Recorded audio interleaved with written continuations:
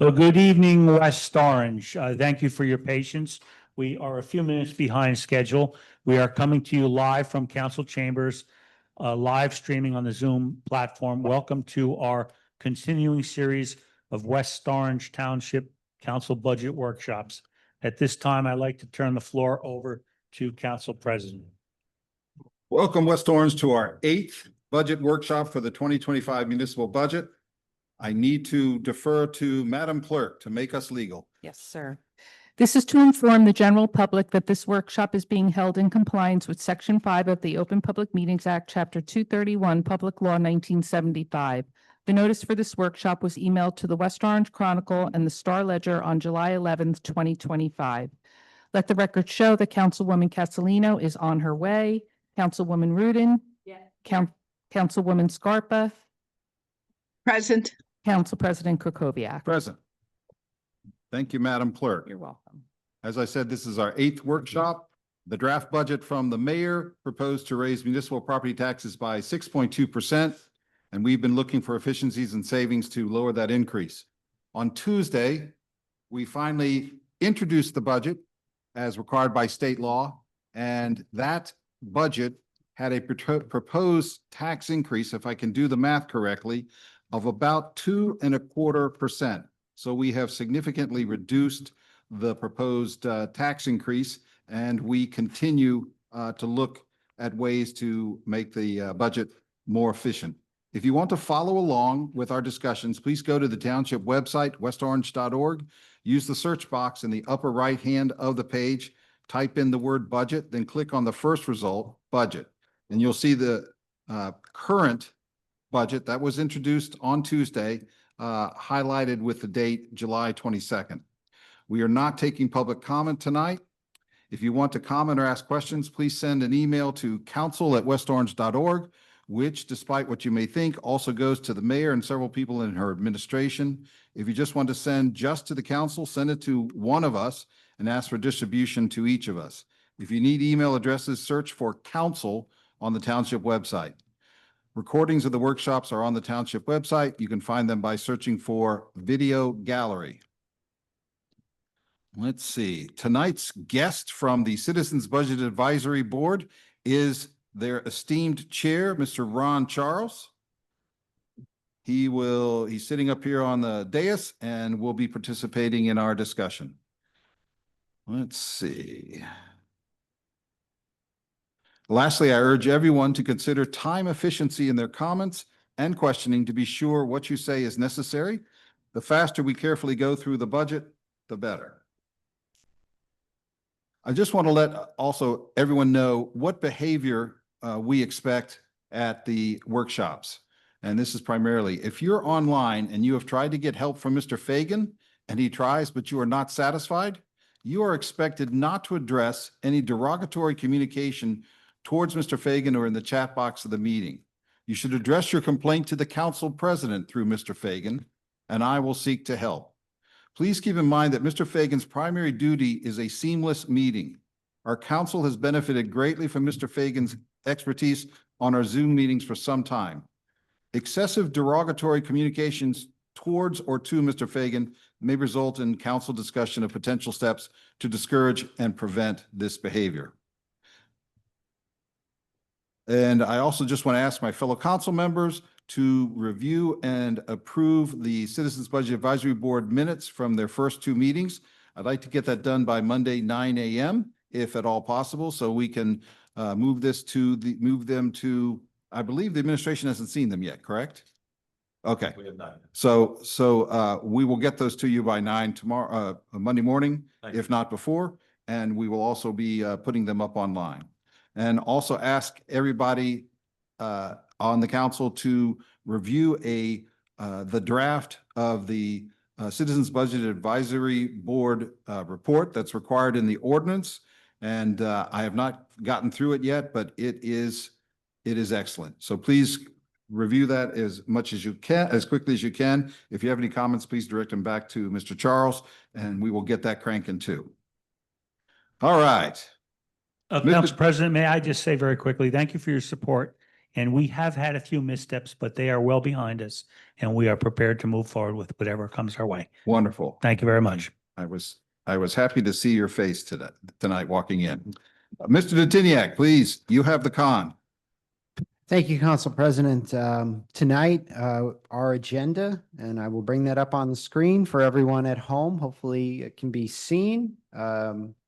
Tonight, we are going to go through the appropriation pages, pages 16 through 120, excluding pages 22 and 31. We're going to be going through these pages and the council is going to hopefully to be voting on either accepting or modifying the appropriation pages. So that is the goal for tonight. We have a lot of pages to go through, so proposed for next meeting, it probably will be a continuation of the appropriation reviews and votes. Later on in the meeting, we can talk about any other potential topics that council members or the CBAB would like to include on the next meeting, but I put a few up there.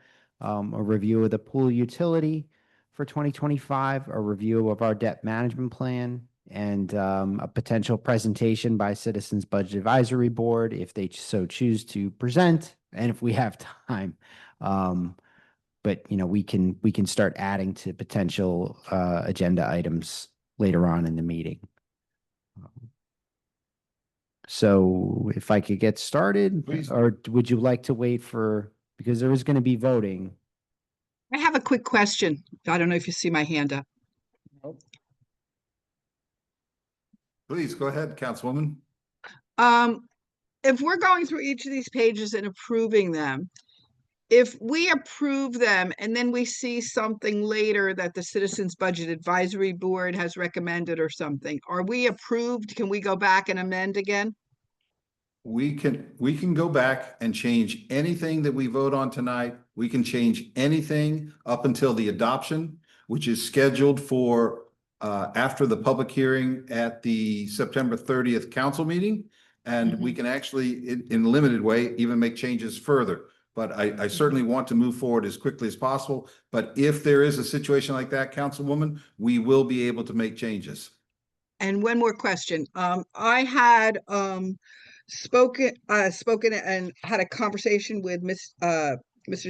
Datiniak about putting a moratorium on all new hires with the exception of the planner and anything that's related to our litigation.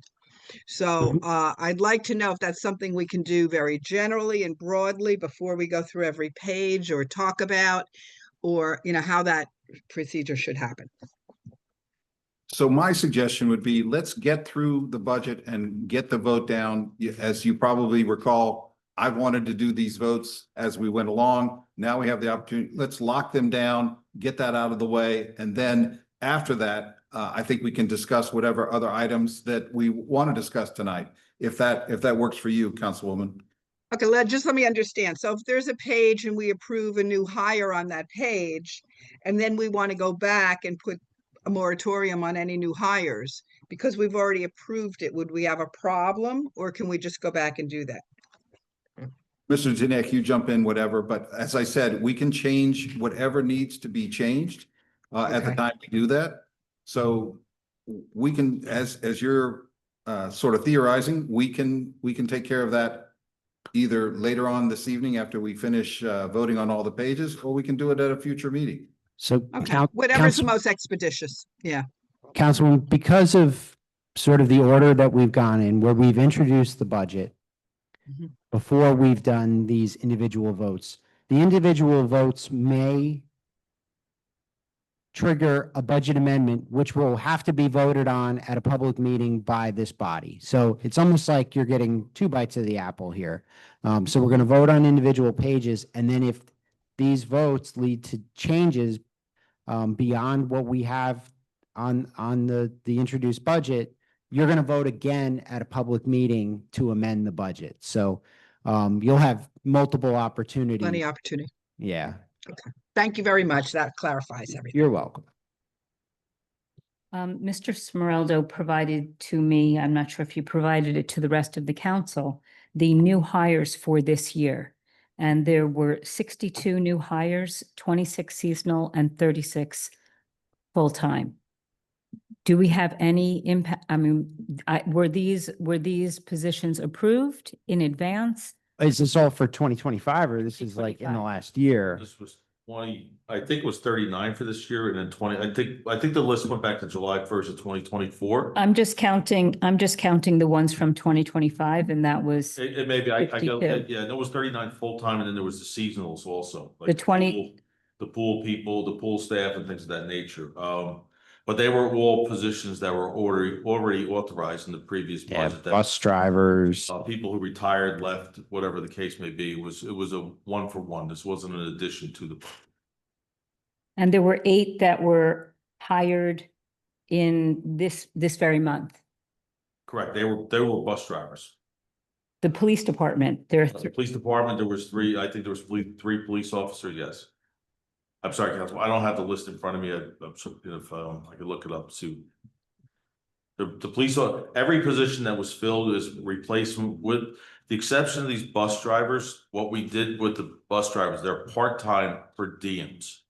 And what we did with that is they were for a pool because we have so many routes that we run, we operate. So we have 6 routes, morning and evening. And sometimes our drivers aren't always available. So what we did was we created a pool of employees that there are the steady drivers and then these are replacement drivers. They will only be paid for the route that they drive that day. So it's the amount of money we're spending each day is the same because they're all earning the same amount of money. It's just to fill the position. So we hired these people. They're part-timers. I believe some of them drive already for other bus companies or transportation systems. So we're just using it as a pool because we were running short of drivers. So we came up with this idea, and with the possibility of opening up a 7th route, we need these extra drivers. So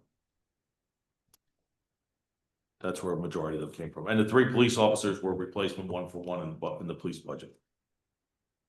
Do you remember what day I sent that to you? I want to pull it up to make sure I have the list. Do you have the data? I think you sent it 7:15. Okay, I'll look it up.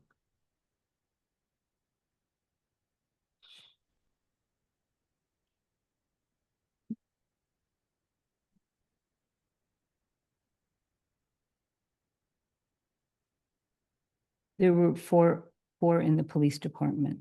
It was 4. It Four, would be five, body for five. body. If it was in the police department, it would be body for body. 5. 5, then that would be the same answer. We're not exceeding the table of organization that the chief had put together. So July 15th. Councilwoman, are you finished? Can we move ahead or are you? Yeah, that was just related to Councilwoman Scarpa's question, because some of these people came on 2 days ago or 3 days ago. There were 5 people from the health department that were added as hourlies 5 days ago. I mean, 4 days ago, 3 days ago, sorry. They were in the process. Those are the ones, let me see the health department. Hold on the list now, I'm sorry. Is Recreation Department was 7.5. Recreation 7.16. No, that's 2024. I'm sorry, 24. 2, 3. Council President, Yes. so I don't know if you guys got a chance to read the draft of the report. I did. Excuse me. I did too. Okay, so That's excellent. though there are spots where we're calling for not filling the vacancies of the board, in matters of public safety and health, we believe that that's vitally important. So we believe that those spots should be filled as needed and as determined by the administration. Yeah, 7/21. I said this is on the 15th, and this is 7/21. So I'm gonna check with the director on that one. I'll get you an answer right now. And I have 8 positions that were hired in this year in the police department. Okay, that would be body for body, as I said. Okay.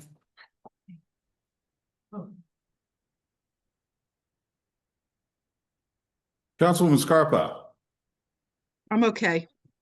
I'm I'm glad to hear that you're okay, but I wanted to just ask to clarify what you were looking at. You were looking at, except for the assistant town attorney, to not fill, to put a moratorium on filling any open positions that are in the budget or that might be put in the budget as part of this process. Is that correct? Right, except for the planner, which is a necessity, and anything that has to do with the litigation. That's the assistant attorney. Okay, sounds good. Thank you. Let the record show that Councilwoman Castellino has entered the building. Sorry, folks. It's 5 Welcome. o'clock, are tough. Welcome. Thank you. So are we clear on that? Can we move ahead, or are we waiting for Mr. Smeraldo or Councilman Rudin? Do you have anything else? No, thank Okay, you. so we're good. Thank you, Council President. For the public at home, if they want to follow along, as Council President said, up on the website, westorange.org. If you go to the Finance Department, up in the top, we're following along, and we go to Budget on the left side, and we open up the municipal budget as of July 22nd, 2025. We're going to be going through these pages, and I will announce the page number in the on the document so that you can follow along at home. So as I said, we are going to start on page 16. Oh, thank you, Mr. Fagan. Hi. Yeah, I think that.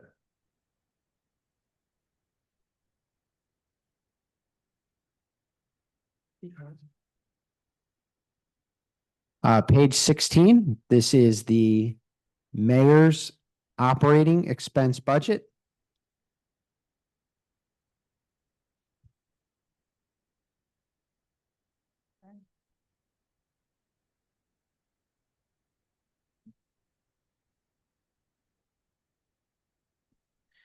And in a previous meeting, the council had decreased this budget $1,000. And the introduced amount for the mayor's operating expense budget was $1,230.76. So, Ms. Carnevale, we are going to either, if everyone agrees, they vote on consent. If there is a recommendation to either raise or reduce this budget, you'll have to take a vote.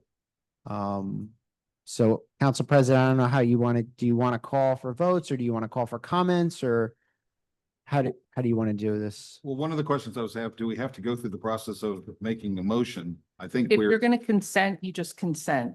Okay. And then if someone says, oh, wait, I want to vote separate, I don't want to consent, I want to do, then we do the motion and the second, and then the roll call. okay. Yeah. So does everybody understand that? Because I know the air conditioning is going, so it may be difficult to hear. And I continue to encourage everyone to try to speak into the microphones as closely and as loudly as you feel comfortable. So what we're going to do is, when we get to these pages, Madam Clerk is just going to ask for consent. And if everyone consents, then we can move on. If there's anyone who wants a vote, then you have to say so in some way, and that includes you, Councilwoman Scarpa, and then we will go through the more formal process of the motion and a second and then a vote. Maybe I can say all in favor and then any opposed, and if any are opposed, then we know we need to take a vote. Okay, All right. That makes sense. Just, so this is what we have Councilman. already approved. I mean, we made That's what the you- changes Yeah. reflected. We discussed this, yes. So the original proposed budget was $2,230.76. We've reduced it by $1,000, or 44.8%, down to $1,230.76. Consent. Consent. I'm going to say all. please. All in favor? Aye. Any opposed? Okay. We're on the way. This reminds me of the Wizard of Oz and Yeah, we're in Oz. follow the yellow brick road. So now we're moving on to page 17. If you're following along at home, this is the Township Council, salary and wages, as brought up in the beginning of the meeting. Or no, that was not part of the meeting, the conversation in the meeting, but I want to point out that former Councilwoman Geber Michael's salary is fully reflected in this proposed budget and was part of the introduced budget. If the council would like to reduce it down to a prorated amount, considering that there is not going to be a new council person added this. Well, Will be added in November. okay, that was my question, actually. Yeah. 'Cause they're new After, council person comes immediately after the election. after it's certified by the county clerk. So it'll be like by the 18th, around November 18th or so. So it's half a month. Yeah, It'll be prorated. So we need money for 1.5 months left. approximately, yeah. Plus it's Let's a prorate it hot and get it contested accurate. race could go into. There's a runoff.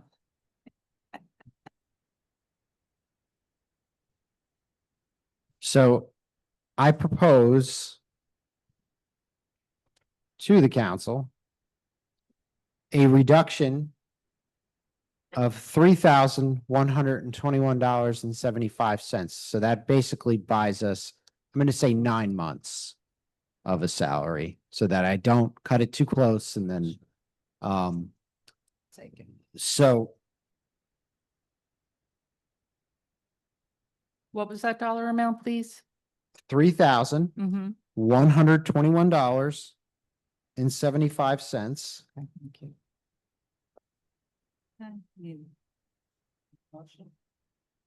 Yes. And that would give us a new total of $59,313.25. So if approved, I will create an amendment resolution reducing Township Council salary and wages $3,121.75 to a new total of $59,313.25.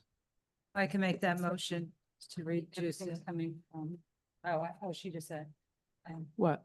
You making the motion? Yeah, you could, Yeah. you can make the motion. Because this is now a change, not a confirmation of what's there. So. Correct. Please. Yeah. And is there a second to that motion? second. I'll second.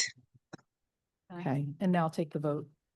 Councilwoman Castellino, Yes. Councilwoman Rudin, Yes. Councilwoman Scarpa, Yes. Council President Krokoviac. Yes. The motion carries. Great. And this may be time to just clarify what the process is.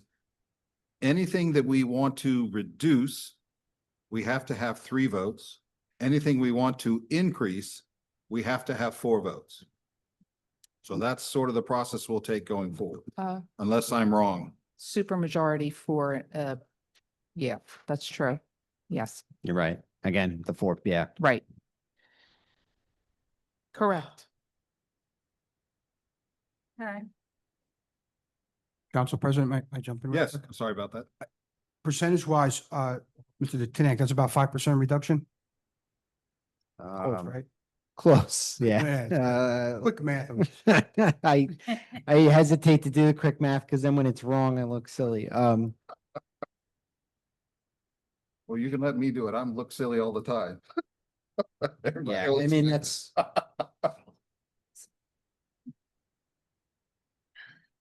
Yeah, a little over 5%. Yeah.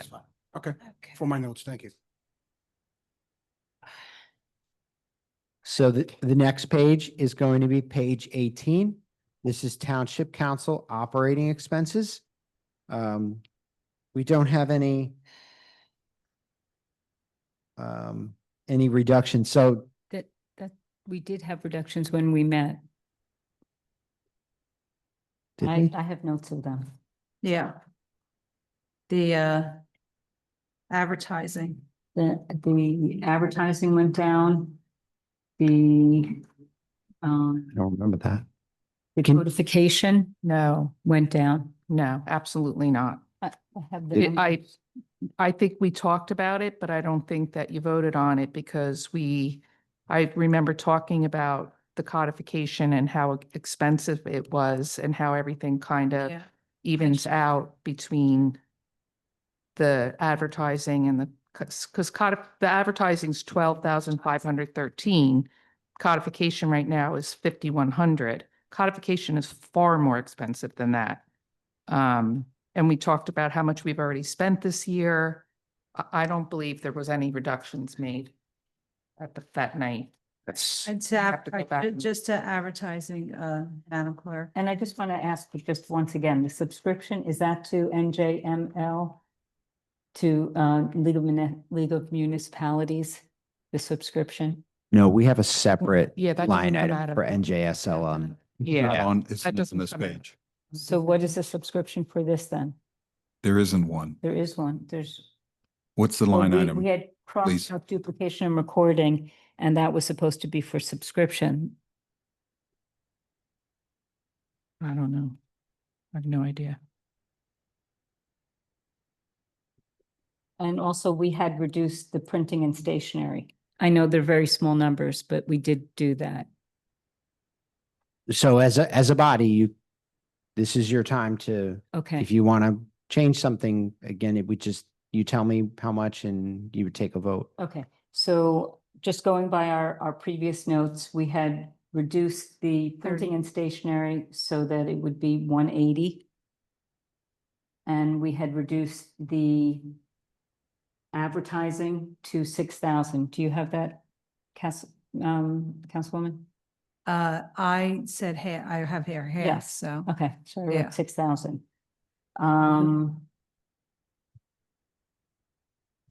And then there was a reduction in miscellaneous frames. Oh, yeah, we talked about, we don't need those plaques and stuff. I remember that. So I think that was supposed to go down $210, we said.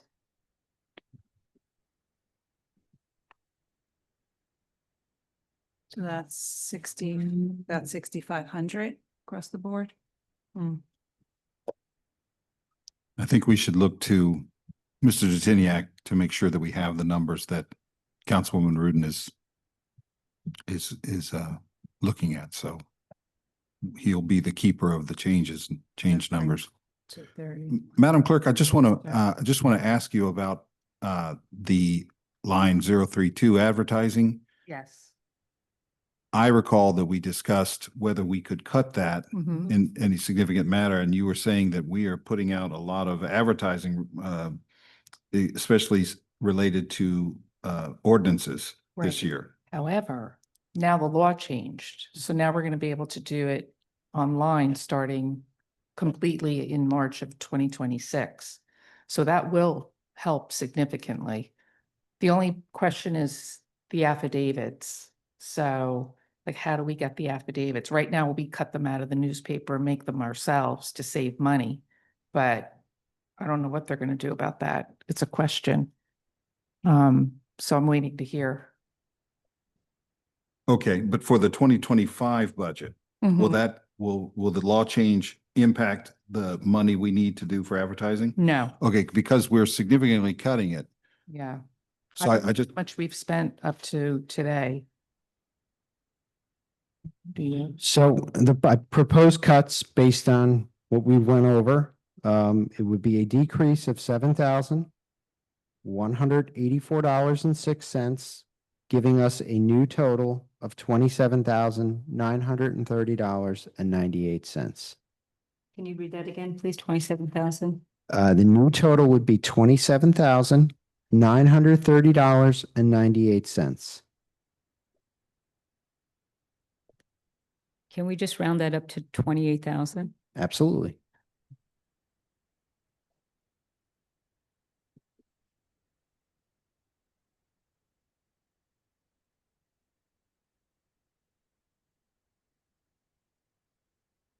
So the vote would be to reduce the budget from $35,115.04 down to $28,000.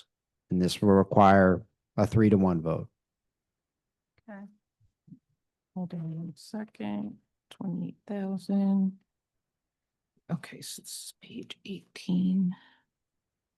Um, reduction. Okay, do I have a motion to reduce to $28,000 this page? That's correct. No, can I get a motion? I said. Oh, I'm sorry. I beg your pardon. So moved. Okay, thank you. Is there a second? Second, Okay. Councilwoman Castellino, Yes. Councilwoman Rudin, yes. Councilwoman Scarpa, Yes. Council President Kukoviac. Yes. Okay. Oh, the motion carries. Sorry. I guess I should have asked in terms of discussion whether we wanted to get the year-to-date numbers for advertising so that we could potentially project whether that's an appropriate oh, wait, we did not change the advertising, so we weren't actually We voting. did 6,000 We did. less. But we had a conversation on it last time. Okay, so I'm just looking at what's here. What is the number that we have decided for 2025? The budget request number or the recommended budget, either one. The 6,000 whenever. So we put it to 6,000. So. Either remove it, whatever, 6.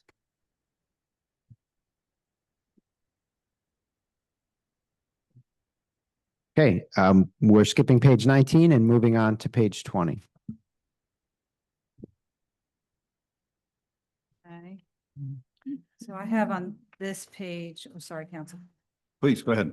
My note here was minus 2,500 for overtime. Not sure if we settled on that. We did not. I'd like to speak to that if I can. Please. So just so everyone understands, the clerk's office is more than just putting agendas together and getting meeting material to the council. I'm the custodian of records. I handle the election, my office and myself. My office, and it's 2 people in my office. Oprah, ABC matters, including renewal of licenses annually. We have 67 licenses, which is a lot. Most municipalities do not have that much. Canvassing licensing, raffle licensing, bingo licensing. I'm secretary to the council. I make sure that the codification of all the ordinances is done. Advertising. I make sure that the resolutions and ordinances are kept in an orderly manner. I assist, along with Dina, other departments with research of ordinances, daily requests from council, from the staff, and from the residents. In the past 5 years, I've gone back 5 years, I work an average of 130 hours overtime. I do not get paid for that, and I do not get comp time for that. Because I'm a salaried employee. The last assistant I had worked for me for 4.5 years and refused to take meetings for me, which is a heavy burden on me, which means that I have to literally schedule any events in my life around my job. And it's a burden. And so when we hired Ms. Kaczynski, we hired her, letting her know that occasionally she would have to work the meetings and she would get paid overtime for that, as she's not a salaried employee. So, and the other thing I want to mention is that both of us rarely take lunch. We will take it when we need to, if we have something to do, but we sit at our desks and work through lunch every day. That is 40 hours extra a month that we are not getting paid for. So I would ask respectfully to keep my overtime in my budget for all of the reasons I just mentioned. It's a burden. It's a burden to me personally. And So I'm not seeing in here what the overtime is. So there was a note, we talked about it. So what was paid out in overtime last year, Madam Clerk? We're not insulting anybody know. here, but like the $5,000, I don't know, to be honest with you. you don't know how much overtime? No, I don't know no. Because I assume Ms. Kaczynski receives it, not you, Yeah, she right? wasn't here last year. June never worked the meetings for me in the last 4.5 years. Okay, She but what did does not that have work. to do with the overtime? I don't understand. Then there was no overtime paid in the last 4.5 years, so you can't go by that because she refused to work the meetings, so she was not Okay, here. So the overtime would go to Ms. Kaczynski working the meetings. Correct, if she had to work a meeting, yes. Okay, so how many, Yeah. okay, so that's why, I think we had this conversation last time. That's why we said 25 minus 2,500, Right, but, because the year's almost over. and then what happens if, God forbid, I get sick and I'm out? And We have she has money in your budget to pay for her. her salary, but what about the overtime hours she Well, works? it's almost we're halfway through the year by the time. No, I understand, but I'm just saying, if you take it, I We're know not I'm never. taking all the overtime. We were talking about, I'm just going over by the. Right, notes it's a now. it's a $5,000 Okay. line and you want to take half of it. So, Okay, we're taking and a I lot will- of things we Wait, were wait, gonna take. Guys, you gotta just speak one at a time, Yes. so. no, I understand, But- but it will never, ever be given back. 2 years ago, I was asked to give up a part-time person in my budget. This year I needed it back Okay. and there was no way I was ever going to get that back. So So, and I did that very, I just said, okay, fine, take it and whatever, because I knew that we were strapped.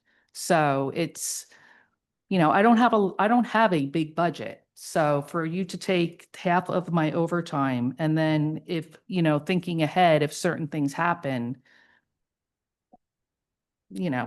I don't want to see her not get paid because that was also an idea that was flown, given out. No, never.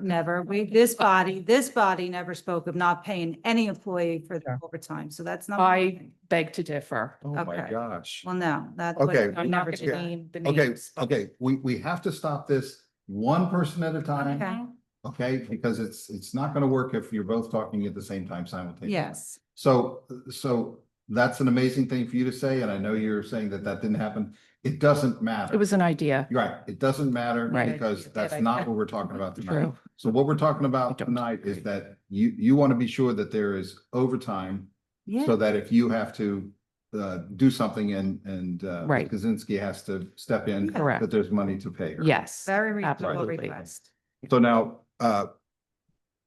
Mr. Diniak, do you have any record of, do you have a particular line item or an account for overtime for this position or in the Yeah, this office? as shown up there, we broke out the overtime from the base pay. How many hours does that represent?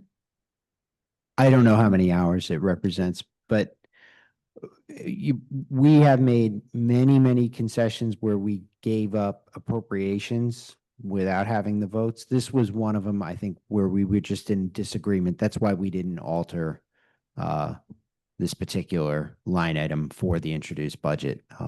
So again, if you do want to decrease it, which we vehemently disagree with, we also have the election Yeah, in that's which, our employees are off, but Ms. Carnival obviously works. She's exempt from Well, overtime. That's the presidential election every 4 years.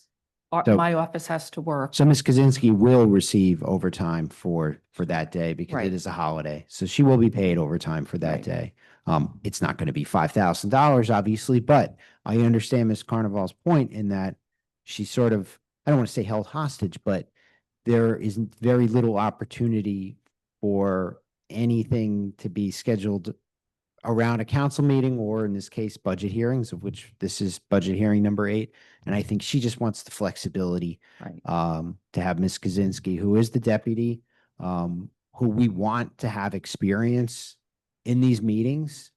So even if we wanted Ms. Kaczynski to shadow Madam Clerk, we still would have to pay her for that. So that's why we want to keep the overtime number in there. If you do want to reduce it, I just hope you keep it at a level that allows us to, at the very least, pay for, bless you, the overtime for the election and have some flexibility for Madam Clerk if she needs to miss a meeting or would just, again, would like to bring in, the deputy clerk, for hopefully only a few hours of one of our marathon meetings. So, we respectfully request, that if you do reduce it, you don't reduce it in half. Maybe we come to a number in the middle. Right. That's what- Thank you. What, okay, let me just respond, just so I can maybe get some numbers out that we can think about. Do you have a record of what overtime has been paid in the clerk's office so far this year? I don't have it in front of me. I Okay. don't have it in front of me I know now. that she worked one meeting, one Yes. council meeting, and she also worked one budget hearing. I do know that. Yes, I remember. Yes, but I don't know what that, Okay. yeah. And I guess we could figure out roughly what she would be paid in overtime. Yeah, I mean, I can And we should be talking about. figure out her.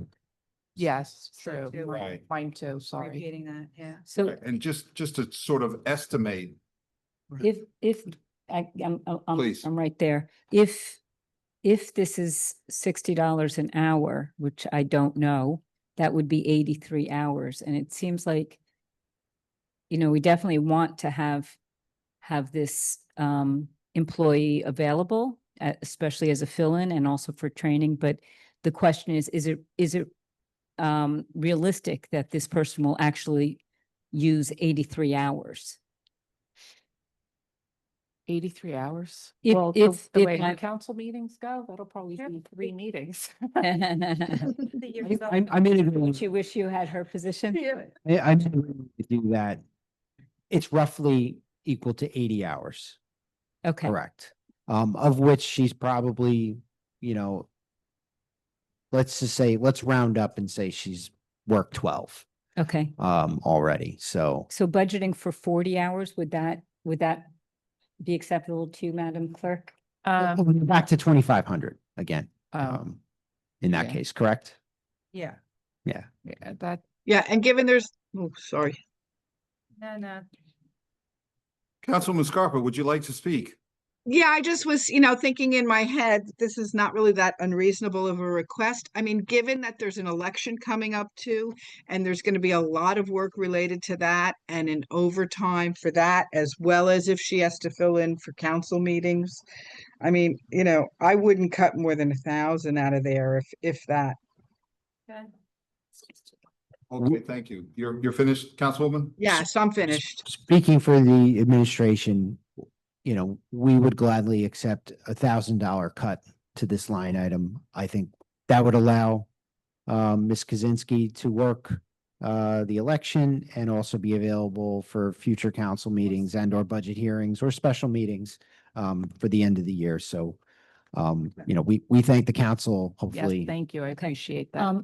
Can I make a Sure. motion? At the beginning of this meeting, there was you had mentioned that our budget committee should present after, but our budget recommendations should be taken into consideration right now. So I would like to suggest that perhaps if Mr. Charles would like, that there be a presentation from you right now Mhm. before we go into everything, or do you prefer just to do it as I personally want you to feel free to chime in as we go through these pages. And I actually thought we were going to have his presentation today. I too would like to. Oh, sorry. I hate to keep interrupting you, That's but right. I got my please hand raise up. your hand and It is, it's raised. Mr. I'm Charles. sorry. Thank you, Council President. The board has submitted the draft report. Yeah, right. And we want to have an opportunity to speak to the council privately about that, but certainly as we go through this exercise tonight, if I feel things that I want to mention on behalf of the board, I certainly will jump in like I did the previous thing, then I have some notes for the next thing. So if that's okay I prefer to do it that way, but I will Mhm. weigh in on things that we feel need to be addressed or at least mentioned. Yes, and in your email, you wanted to schedule perhaps even an executive session. Correct. Because with all the council members present, so that we could go over this. So we That know was the that you want to plan. do that. We just couldn't get it done, the same week we had another executive session. So we will work on getting that done as quickly as possible. And I think we also want to, my understanding was that we were going to give you our comments to your draft for your consideration. That's correct. And so we need to do that quickly and see if we can schedule something for next week. And that's why, Council President, we believe it's a working, breathing document because there's going to be some back and forth on this. And that's why it's only a draft, because there's going to be additions, deletions, and some more recommendations coming out of it as well as we go along in the process. Okay. Okay, good. Councilwoman Scarpa, did you want to add to this? I just want to say that's fine, given Mr. Charles deliberation of this. Yeah, whatever he thinks is best, I'm totally in agreement. Council President, if I may, as we said before, if there needs to be a change, whether you need to vote again or reduce an item, raise an item based off of the presentation by the CBAB, we can do that because ultimately we have to vote on an amendment in September.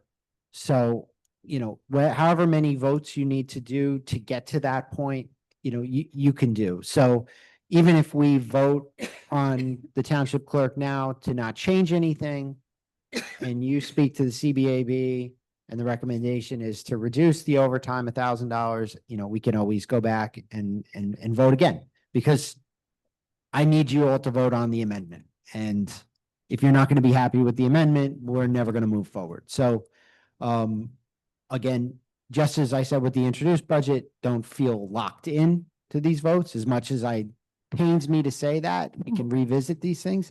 You obviously can revisit these things because, again, you're going to vote in a public meeting on the amendment. So I want everyone to be comfortable with the numbers before we prepare that amendment and vote. And hopefully, hopefully that we vote in the affirmative on the amendment. So, again, if you want to hear the CBAB out and it leads to changes to things we talk about tonight, that's fine. Okay, thank you. So we are back to Mr. Tiniak's offer on behalf of the administration to reduce the proposed overtime budget by $1,000. I'll make a motion. Okay. Second. I'll second. Okay, thank you. Councilwoman Castellino? Yes. Councilwoman Rudin? Yes. Councilwoman Scarpa? Yes, Council President Kukoviac? Yes. And I thank you for your consideration. Motion carried. Yeah. That's right. The healthy debate.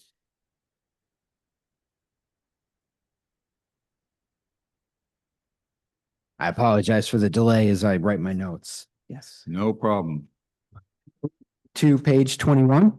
This is the township clerk, other expenses.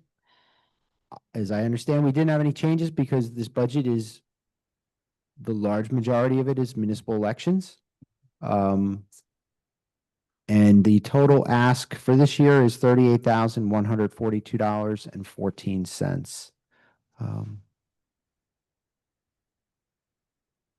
Right, that went up from, Yeah, it goes up every year. no, from the first budget, but. Oh, yeah. Yeah. That's what you need, that's. what you It went up from 2024. Yeah, correct. I believe after I showed you the Yeah. invoice. Yeah. The election was very Invoice. high. Yeah, it Yeah. goes up every year, so. Postage goes up, everything's included in that, Okay. so. need. So is there all in favor? Aye. Ten. aye. Any opposed? Okay. We're not doing the next page.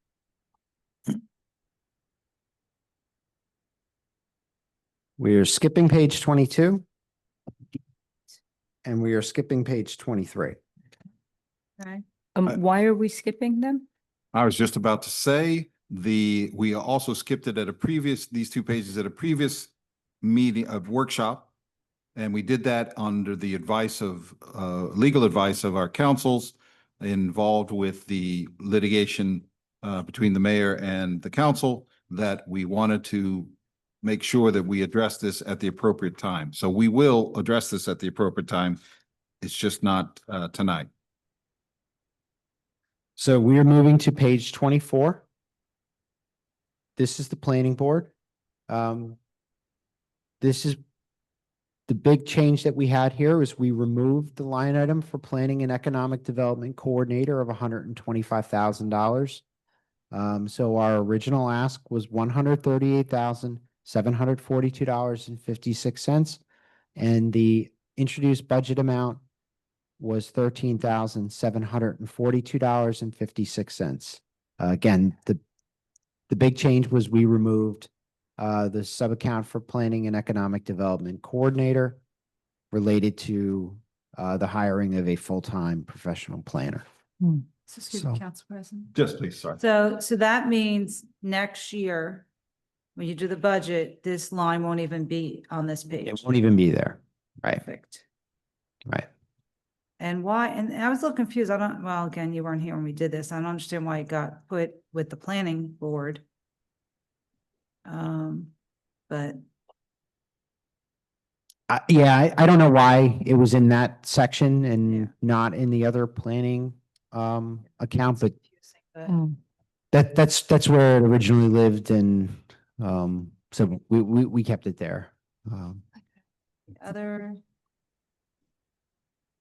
The other note I had was material and supplies on that page. But I don't know where that conversation went. Did we actually? We did talk about that. I have the notes. Yeah, okay. Councilwoman.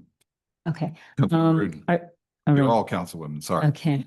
I have a note for court reporter that we reduced it to 2,000. And for materials and supplies, we reduced it to 2,500. So that's taking off another 4,500. Yeah, I have court reporter circle, but I don't have a number there.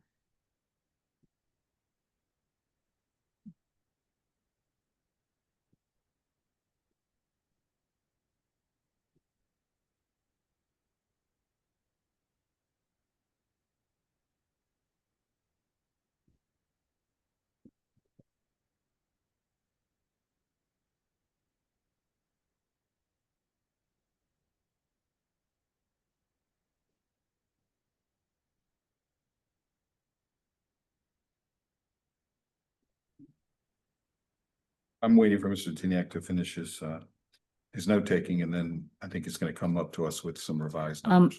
I just also want to just review the conferences, how much has been spent for conferences to date? I don't have year-to-date figures for today. Because there I was nothing apologize. paid in 2024, and then the budget request came in the same. So if that has not been spent, I would zero that out. Sure. The only thing is the league You're covers. voting, so it's up to you. The Oh. league doesn't come under planning board. Okay. So I would remove 3616 from that budget as well. If I may, I thought I remembered the director saying that some of the conferences she actually goes on her own. I just don't remember if this is for the training for some of her staff. I just don't recall that. I remember her saying that too, but there was nothing spent in 2024. Okay, I just want to make Yeah. sure you spoke, but I believe that's what the director Mhm. said. Well, again, can you take as a to-do to go back to her and just see if that's okay? Because again, we can change this in the future, or at Okay, least I'll consider check with her. changing.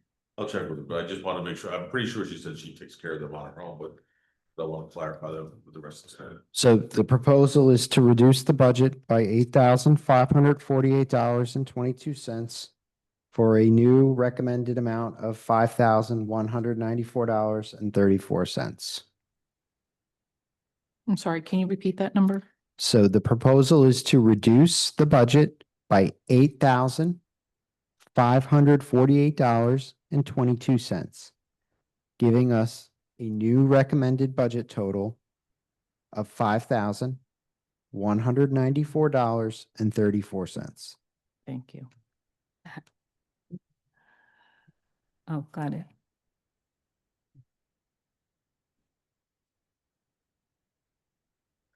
Okay. Okay. Very good. Okay. Do I hear a motion for those reductions? I make a motion. Okay, I'll second. thank you. S. Okay, Councilwoman Castellino, Yes. Councilwoman Rudin, Yes. Councilwoman Scarpa, Yes. Council President Krokoviac. Yes. The motion carries.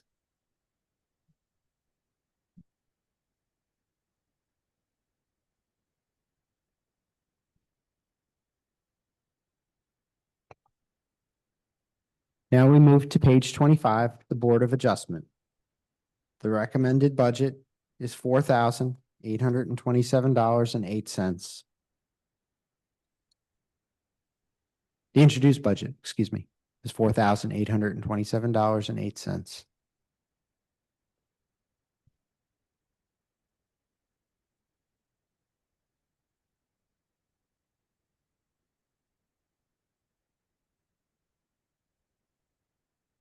Any thoughts by anybody? Yeah, this came in the review from the budget advisory. Everybody here, every department that we go through purchases their own office supplies. Is there any way to centralize this so that there's one purchasing person and that the staff here can just go into a utility closet and take supplies? We do have some of that. We do some centralized supply purchasing from the QPA, and we have in the hallway here, we have a cabinet with some supplies. We have supplies downstairs.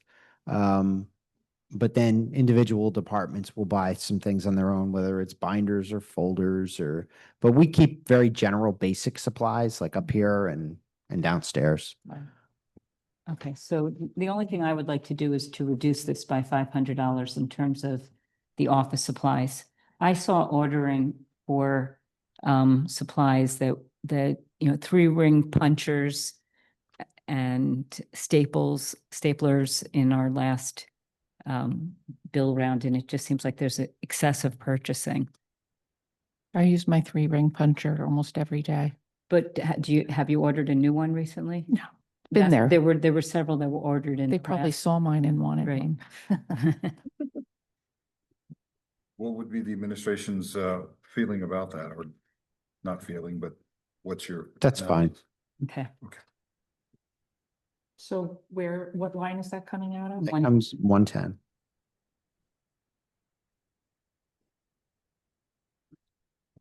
Mm-hmm.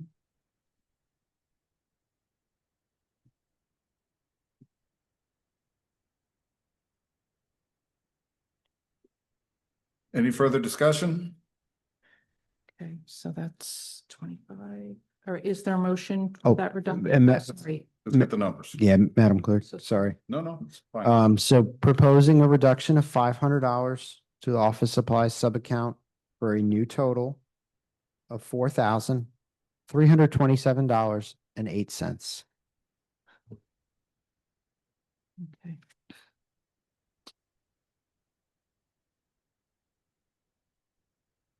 Okay, now you can go, Madam Clerk. Thank you. Is there a motion for the reduction of the $500?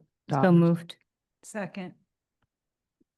Councilwoman Castellino, Yes. Councilwoman Rudin. Yes. Councilwoman Scarpa, Yes. Council President Krokoviac. Yes. The motion carries.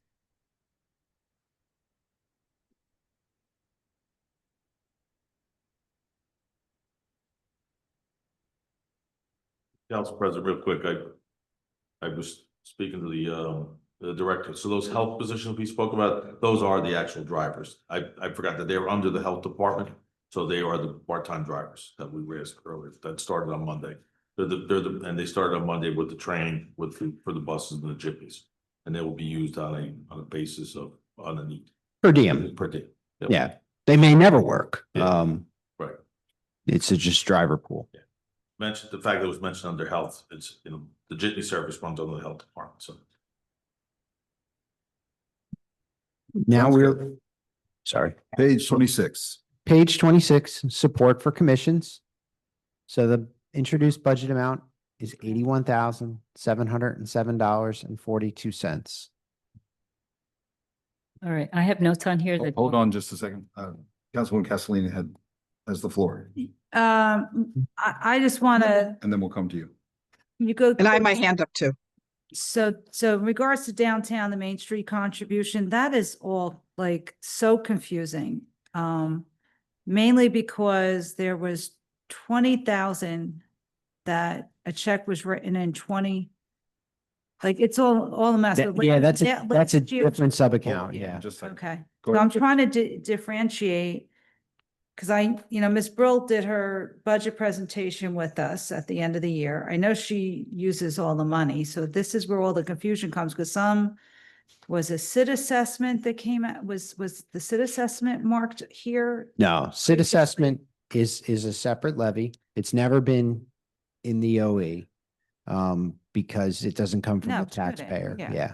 So why is there a deficiency here with the 1,900 versus the 26?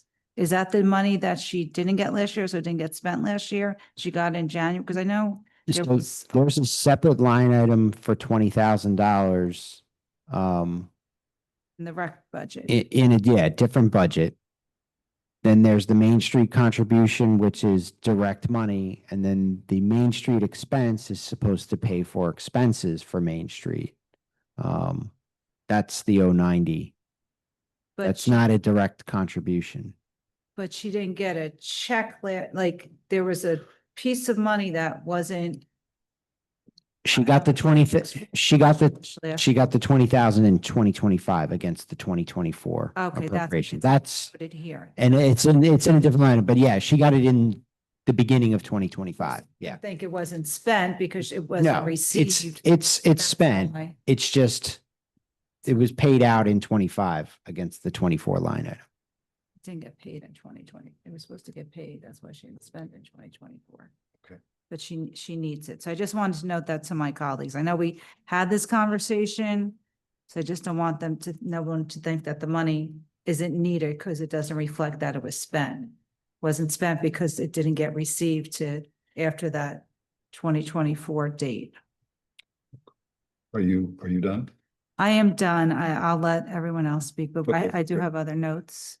Mr. Charles, you're at the end of the line. Sorry. Okay, that's quite all right. Councilwoman Rudin. Okay, I have notes here that we said to cut the Human Relations Commission. Yeah. That, and the Historic Preservation, I have notes that is covered by a grant. Also the Public Information, OE, to cut that. And I'm also going to request that the West Orange Environmental Commission certainly doesn't need anything more than what was spent last year. I'm not, if you could tell me what was spent this year. So all of that to go. We haven't spent anything. Okay, so then I don't Against the think you need commission. anything for that commission. So I would zero that out. That's. And then the others are zeroed out because they have grants. Don't they do Earth Hour and they do have some events? I mean, I wouldn't want to give them no money. We were told that they have grants. I mean, I'm just reading from my notes. Yeah. If, I mean, they did do a couple of events, like you got to give them something, like $500 at least. okay, So, Is that the environmental? Councilwoman, I'm sorry. Councilwoman Rudin has the floor. Okay, I'm going, Sorry. Yeah, You sorry. got to come after Okay, Mr. Charles. I'm sorry. okay. So, So, and Councilwoman Scarpa is next, but Councilwoman Rudin has the floor. Closer. So, all right, so just to make the notes that we previously made, plus I'm adding in, the West Orange Environmental Commission does not seem to need any money. They have free events and they meet here. The Human Relations Commission, $500. The Historic Preservation, we previously discussed that is covered by a grant. The West Orange Arts Council maintain their 2,500, even though I must say that they do have 40,000 in the bank. The PIO, that's not needed. Rent leveling, not needed, and the STET for the rest. Just to go back to human relations, you want to leave them with $500? Correct. Okay.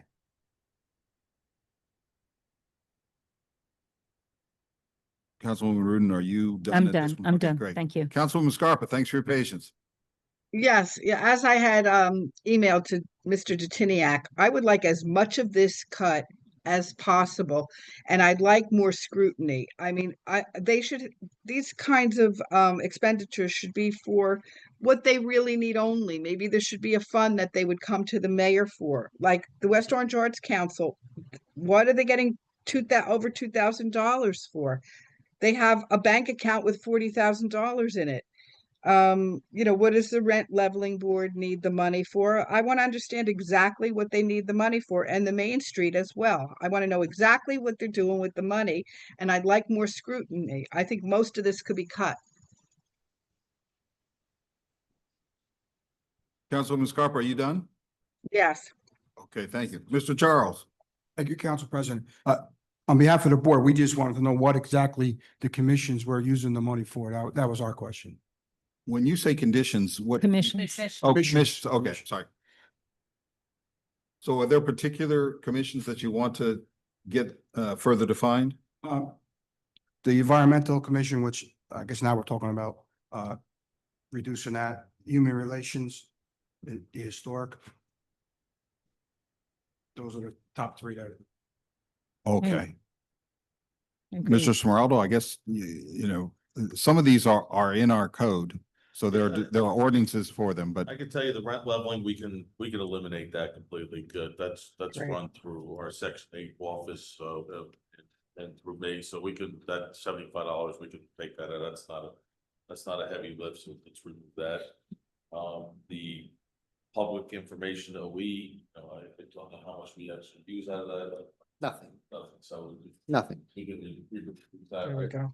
We can eliminate the public information if need be. The Art Council we talked about before, that's a discussion we were having anyway, so, and just so everybody knows, I spoke to the council president earlier today. We're looking to set up a meeting sometime next week with the Arts Council. And we're gonna invite members of the council to participate. Once I have the dates, I'll let you know. So, because it is a hot topic right now, so I spoke with the president, the other day, and we were texting today about trying to secure some dates to meet, so, I don't know where you want to leave that off, but we are going to have discussions. okay. The rest of them, I defer to the council for whatever their pleasure is. I'd like to get rid of, oh, sorry. My Mr. Charles, did that get you the information? I thought you wanted a description of what the commissions actually do. Is that what you were looking for? Not exactly what the commissions do. What do they use the money for, right? That Okay, was our okay. question. And I want the same. We'll have to reach out to them and find out. Yes. Councilwoman Castellino. Okay, so I could speak to the two commissions that I'm a part of. First of all, Downtown West Orange has to present a report by ordinance in December, first reading, and then in January. And Ms. Brill invites every one of the council members to come and go over her budget line by line by line. So that's number one. She could also she could also go over her report with the commission if you wish for her to come and explain her budget. But primarily that budget, much of it, years ago, why the town contributes so much is because a lot of the activities that Ms. Brill's committee oversees used to be oversawn by the township. And this goes back to maybe Mayor McKeon's days in office, where some of those responsibilities they wanted shifted to the downtown director long before Ms. Brill was the director. So I think it would be good for her to bring her report to your commission if you would prefer that. In regards to the Public Relations Commission, we've done the Realtor Open House we do every other year. We didn't do this year. This year we're due to have it. Every year just, they don't spend, I don't, being the liaison to the commission, we just don't have events just for the sake of having events. It's when events seem to be needed to get good information, public information to the realtors because they request it constantly. And so we host that at Liberty Middle School. We partner with the school district and we have a nice presentation for the realtors in the town. We do it every other year. We've always been wanting to work on a commercial realtor open house. And we also host Restaurant Week, which some of the funds go towards the website. We partner with the Downtown Alliance on that event. And so again, minimal money there. We spent $595 2 years ago. And that's why it was decided this year to leave in the $595 because we're due to have those events to start working on those events in the fall. Also, the World Cup is coming to New Jersey. We were hoping to do something for the World Cup. Revolution, New Jersey, 250, where the state wants us to promote the nation's 250th birthday. So again, those kind of events, whether, the commission or, my colleagues feel they're important to the town. But I think these are minimal, that commission has a minimal money in its account already. So I was hoping it to leave there. Arts Council. So again, so these other commissions, I think it should all be a fair playing field. I don't know what human relations spends their funds on, maybe guest speakers I've heard in the past. And then I'm just confused with historic preservation. So they did receive the grant, so they get a full $5,500 grant each year. Is that how that works? It's usually done every other year. Every other year? That's why it goes up and down, up and down. Okay. So whatever they have in their line item is supplemented by their grant. I don't know. I've just been the Okay. liaison this year. I was not involved. In the previous years that I was involved as the liaison, the Historic Preservation Commission was very attentive to developing a budget in the previous year for the following year. And it was reviewed and voted on by the membership and then forwarded to the administration. And that's how everyone would know what the Historic Preservation Commission wanted to spend and why it wanted to spend. It was both a spreadsheet and a narrative. So as long as I'm talking about it, I don't have to double it. But I think we should institute this, and I would offer it out to my colleagues. Any of these commissions that want money need to go through the budgeting process the year before, Yeah. come up with a spreadsheet and come up with a narrative to justify it, just like a lot of the departments do now. And if they don't do that, then too bad, because I know Councilwoman Scarpa has suggested, let's just give the money to the mayor and he or she can decide. I'm not sure that gives us, the council, sufficient control as part of our responsibilities for the financial health of the township. But I think the budget process is a much better way to go forward. So I just want to throw that out. We don't have to talk about it now because I know Councilwoman Scarpa has been very patient. She wants to speak again. So Councilwoman Scarpa, please.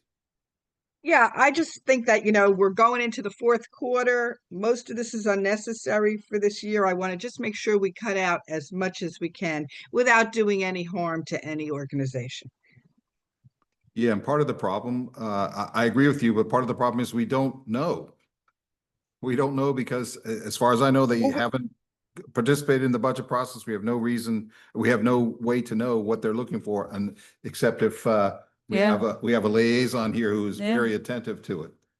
Well, we need to find out ASAP. Perhaps we go out to them and ask first we need to know what they've spent, and then we need to know what they've got planned for the fourth quarter, and then most of this can be cut. Yeah, and that's perhaps something we can do further down the line before we adopt the budget. But I think the council should seriously consider putting in a budgeting process from the prior year to the budget year, and we need to put it in the ordinances into the code for the ordinances that create these entities, so that they know that that's a responsibility they have to take Yeah, on. I agree. But Absolutely. maybe tonight And is in the not the meantime, time. yeah. Not the time to do it. So I'm really at a loss as to how much money we should leave in here, because we Can we have, find out? Oh, I'm sorry, go ahead. go ahead. No, you have the floor, Councilwoman. Yeah, can we Well, find I- out how much they've spent? I mean, like, go out to each one and find out what they've spent and if they need any money for anything else and cut everything else, because there's significant savings here. Yes, that's certainly possible. I think Councilwoman Rudin had the floor. Just Ne- very quickly, I like your idea. I also think there are other groups here that feel that it's unfair that Yeah. like the senior gardeners, they get nothing. They provide a tremendous service. You know, that there, if there are boards and groups, they should all have an opportunity to present their request to the council. So I very much like your idea. I agree. An Older Adults Advisory Board has no budget and they're doing fabulous work. I'm sorry, who is that? The Citizens Older Advisory Adults, Board? the Older Adults Advisory Board. Oh, the older adults. Okay. Mr. Charles, you had your hand up next, please. Thank you, Council President. From the boards and the advisory board, we would certainly support. I think that's a great practice of having maybe the chairperson or the vice chair or even members of the commission come here and actually ask for and tell them what they need the money for, right? And or at least explain to the administration and maybe the administration on their behalf. But we would definitely support the process of having them come, just like you do the department directors, and have them here and say, listen, we're in need. And it may be each year that the money is the same, and maybe less each year, maybe more, but if they can justify it, certainly, I think that's something for them to be here for. Councilwoman. And just real quick, and Councilwoman Scarpa, I just want to remind you, so yes, they're doing a great job at the Senior Advisory Board, but also any ideas, are given to Ms. Van Dyke and carried out through her budget. So, they have that benefit. Not all of the boards have that benefit. Now, the Public Relations Commission, they could go through the Township Administration. And I mean, it's very, small monies there. For the sake of this year, we have 595. I would think they would need no more than $300 to get through the end of the year if you want to deduct that. But, because I don't know what the website cost is off the top of my head, and we'll have to get that renewed for, I guess by November. I'll find that out unless it could wait to next year, but that's minimal. But as far as the downtown goes, for example, again, Ms. Bill gives you a report. They just landscaped Quigley's parking lot, which is a township property in the downtown, paid for that to get done. So those are the kind of projects. So with the downtown, I'm going to recommend do not touch their funding because it's all accounted for. But that's. I want to know what's been spent though to date. Councilwoman Scarpa, Okay. please Yeah. raise Oh, your sorry. hand and Yeah. be recognized. That's great, Councilwoman, but when Ms. Brill asks you to come in and go over everything, you need to sit there and go over it, because that's what gets me frustrated. With last year, she invites everybody in to go over everything. And because it is complicated for what all the items and the tasks she does do for the township. So maybe if Mr. Charles wants her to present to the group, make yourself available to go then, so she doesn't have to go over it twice. But I'm just giving you an example. Okay, If you yeah. go by the parking lot in the other municipal lot, the Butterfly Alley, Edison Alley, that the town just did the mural. Gordon The- Hanson parking the- lot. Yeah, that's right. And what a nice job that our Monet shirt did with that gorgeous mural and the butterflies on top. So, I mean, you could see the tangible benefits of the downtown projects. So again, information's there, so more than happy to get it to you. Councilwoman Okay. Scarpa. Can we reach out quickly to each of these groups and find out what they've spent to date, just like we've done with all the other departments? I think that question may be directed to Mr. Sproul and Mr. Detiniak. Yes, whoever's responsible. We can reach out to them. Okay. Okay, great. Sounds good. Councilwoman Rudin. I'd like to make a motion just to wrap this page up and to zero out all of the budgets except for the downtown, because we did hear a presentation. The entire council heard a presentation, and we did approve it, and I think we need to stick with that. And the rest, we don't know, and we can adjust back in if we hear that they have spent money. That's a good idea. I'd second that. I could live with that. As long as, yeah, the downtown's already spent, but yeah. Okay. Do you want to hear the numbers before we vote? Yes, that the number would be a decrease to 67,509. That's a 17.38% decrease. Well, yeah. However, Doing that too. Very efficient. You do still have. I'm done. You don't. Thank you. Councilwoman. so the only issue you have with that is, well, I guess Mr. Detiniak could find out what was already spent in each of those Yes, accounts. and That's all. we'll, Then we'll put it back in. Okay, got it, got it, got it.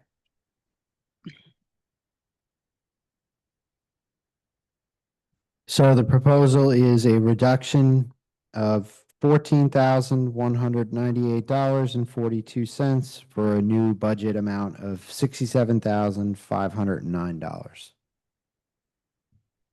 I'll second. Nope.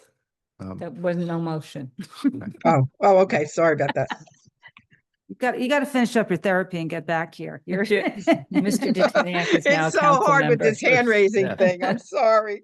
I don't mean to be rude. I know you can't sit here. Council President, do you second that motion from Councilwoman Rudin?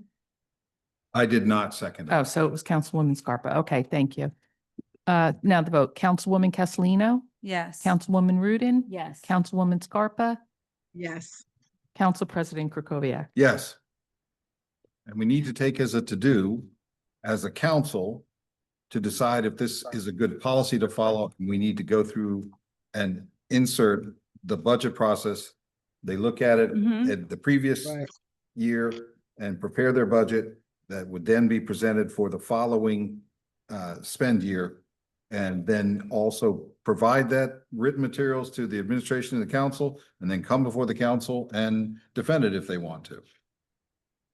Sound like a plan? I mean, not tonight. With one Yeah. caveat, that you got to give them a limit, because I find with some of the, and it's great, people are ambitious and they want to do a lot of activities. And this is the one thing I always preach at the PRC is, and even at the downtown, you have to look at how many people came to an event. Like we got to give limits too. Mhm. So otherwise they'll just be asking for X, and you got to let them know what the maximum is. Okay. That's what I was trying to get at. I wanted it to be better managed.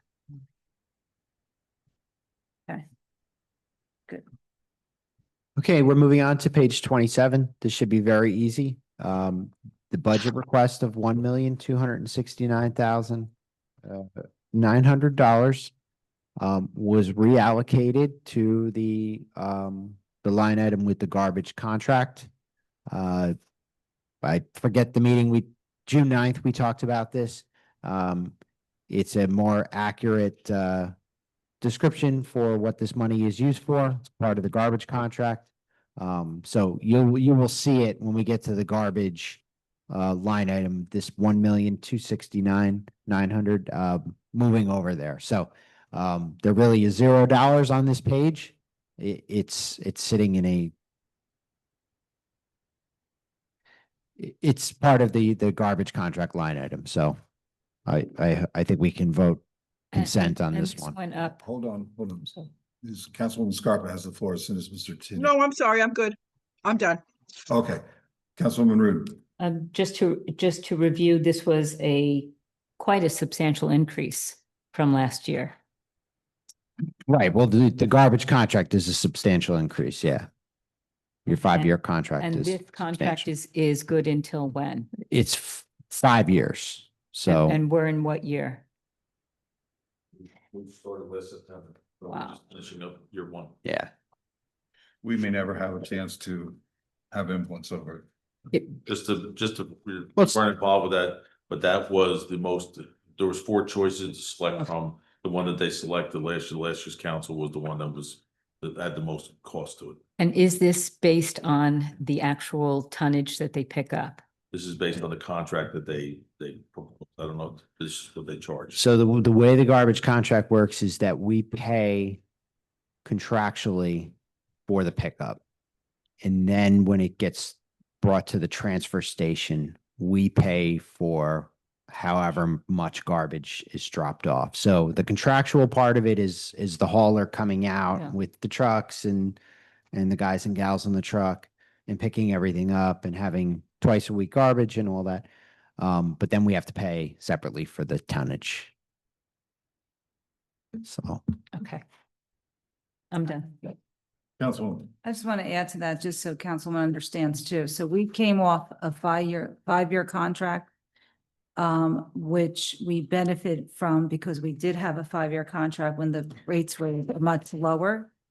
And so as the rates increased the past couple of years, we were already locked in at the lower rate. And then unfortunately, when we had to redo the contract there, it was just ridiculous. Plus it was, well, you were in the audience then seeing what we went through with picking the more expensive plan. So There's less competition out there. There's consolidation in the waste management companies. So you're getting less bids, they're higher. Their costs are higher. The cost to buy the trucks, with interest rates being higher, cost them more money to buy the trucks, labor's higher, so. ridiculous. Workers' compensation insurance. And one of the benefits we had from the previous contract that was approved, I think it was 2019, it was pre-COVID and Yeah. locked in the fuel cost. Yeah. And that was significant savings. So the portion of 2024, it was passed on. That was a huge, we got locked in when a lot of other municipalities didn't get locked in. So they saw a significant increase before we did. Yeah. So can I, Make a motion. well, I can, is there so all in favor? I just wondered, do we even need to vote if we're just? I mean, it's dollars, but I don't know, being is We my just first do time, I consent. figure let's just do it, yeah. Yeah, I think that's probably Okay. the smartest way. Move it and Right. All in favor? Aye. Any opposed? Okay, it is approved. Moving on to page 28, our municipal court salary and wages. The total salary and wage request is $431,509.57. Obviously, if you're looking at home, we have Judge Dowd on here who has passed away.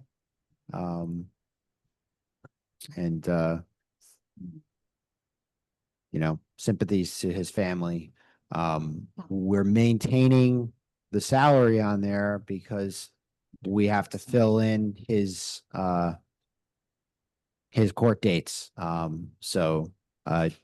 Honorable Judge Dawn Donahue is filling in for Judge Dowd. And so we're essentially paying Judge Donahue the same salary because she's doing twice the work now. So we can't cut from this budget because Judge Donahue is doing that work. Thankfully for us. are we bringing in other judges to fill in? Or it's just It's just Judge Donahue. Wow. Yeah, she's doubled her workload. We had some judges fill in during the time to need when the judge was ill. But it was easier for us to, at this point, just to speak with Judge Donahue, and she graciously accepted it and is stepping up to do the caseload. So, and we're doing that through at least the end of the year. And then we'll readjust, we'll reexamine at that point to see how she's making out. This may be a burden on her. We don't know, but she has agreed to handle till the end of the year. So just to follow up, and then we'll get to Mr. Charles. So we're not looking to replace that position at this time. At this moment, no. Doesn't mean that in the fall, again, like I said, we're gonna reevaluate. Judge Donahue just started, I believe it was July 8th, with this double schedule. And she, like I said, she stepped up to help us out, and at some point, we're gonna have to re-examine that, because we're doing this till December 31st. That's what we've agreed to, with her to do, we're thereabouts whenever the court's closed for the holidays. And then at some point in the fall, we're gonna have to re-examine on what's the best way to move forward. Okay, please just keep the council we will. involved in that. Thank you. Mr. Charles? Thank you, Mr. President. I just had a quick question or wondering, is that solely administration decision, or does the AOC weigh in on that, Pete, as far as the judges? As far as the judge, it's my belief that this is an appointment from the mayor. What I think I believe it needs approval From the AOC. From the AOC. Thanks. That's all I And had. I think the council too. And the county, yes. Yeah. Yes, Councilwoman. So just my concern, because I know the summertime, and I really appreciate her stepping up, because it's very hard when we lose such a valued staff member. And Judge was, God bless him, was so great. But I know caseloads are a little lighter in the summer, and no, okay. I know, I just don't want it to be worse for her. Yeah, okay, oh, no, all right. I just don't want it to be worse for her in September. Yeah. Then we also have Okay. police department cases and, all that Okay. other stuff, so. All right, I just don't want her Yeah. to be like, just, No, it'd be we're- like we super were crazy. Speaking to her, when we had that discussion, and she said, that's why she agreed to do it. It's gonna be, I forget whatever, she's adding another caseload a week for the And- next 20 weeks. and it's Or not- whatever the time frame is left. It's not just the daytime caseload. Our judges are available 24/7. There's an on-call for the Yeah, I know. judge. Yeah, so if, the West Orange PD I mean, people. needs a warrant or something at 3 a.m, Well, mainly the Yeah. benefit of having two people is to, somebody goes on vacation, somebody's sick. I mean, you have somebody fill in, you have no backup here. We have on call, like in the case when the judge was sick, we had a couple judges come in from other municipalities, help do a fill-in. The court clerk, administrator, she'll be able to help fill it out when there's gonna be issues. We know ahead of time. They don't just schedule and then something happens. So they're maintaining the control of the court right now based on what the current conditions are. And like I said, we're gonna reassess it after the summer and into the fall to see what the next step is going. Yeah, I just don't, it's a lot. Yep. For her Yes. or anyone. So if we're not changing this page, do we need to vote still? consent. Yeah. Consent. Oh, Consent. All in favor? Aye. Any? Aye. Okay. We're good. All right.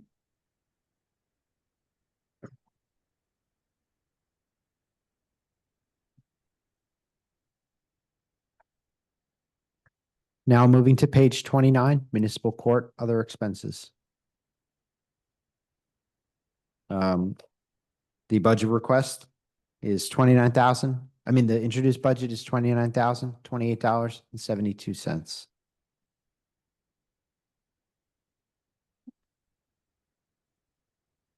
I know we talked this one to death last time.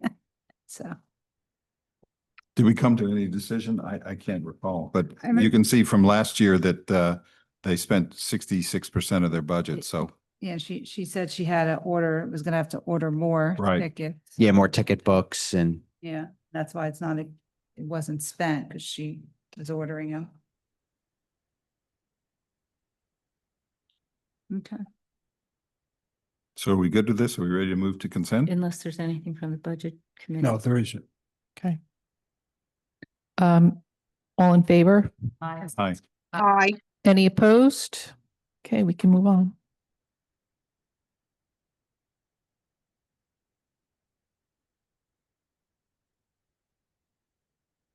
page 30, the public defender. The budget request this year is for $22,750. What has been spent? I don't have the year-to-date spends in front of me. I apologize. Had a question mark there, so maybe we're supposed to get that, or? I'm not clear why it's increased. This was the request of the municipal court. Yes. It's also based on what's available in the trust. So I think that's why she requested more in the appropriation because there's less money available in the trust. Would either of you know why the basically 25% increase in the request based compared to spend last year, why that happened? I don't. Yeah, could you take that, please, Mr. Charles, take that as a due and come back with us at the next, I guess we'll have to have another budget hearing, so budget workshop, so we'll discuss that at that Okay, time. that's page. Mr. Charles? Just, the advisory board had the same questions. We want to know what the year to date was spent as far as this year so far. Okay, Can I, sure. I'd like to make a motion to bring it down to what was paid last year. And then if there is good reason to change it, then we'll change it back. The only problem with that, Councilwoman, is you need 4 votes to go up. So just let's table do? it. Yeah. So let's Yeah. just table it now. Need a In case one of us, supermajority. in case one of us isn't here for a budget meeting, because I may be in Alaska or somewhere. So. You going to Alaska? I think. Just in case you may not have Just the in majority. case. Are you a hunter? Yes, Are you really? no. Oh. That's funny. Gonna We have don't need to- a motion to table, do we? No, because we didn't table the other ones we didn't review. So we'll just skip this section and we'll have a note. Making a note on to go back to page 30. Correct. Yeah. You're gonna need an extra dais. And we're missing 2 people. That's a problem. We're skipping page 31 and moving on to page 32. This is the business administrator other expense line item. The original proposal was $179,640.74.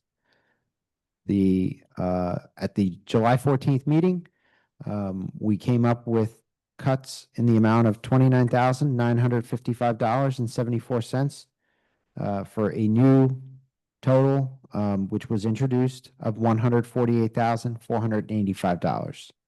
Good work. Okay. I still don't understand what the advertising is for in this department.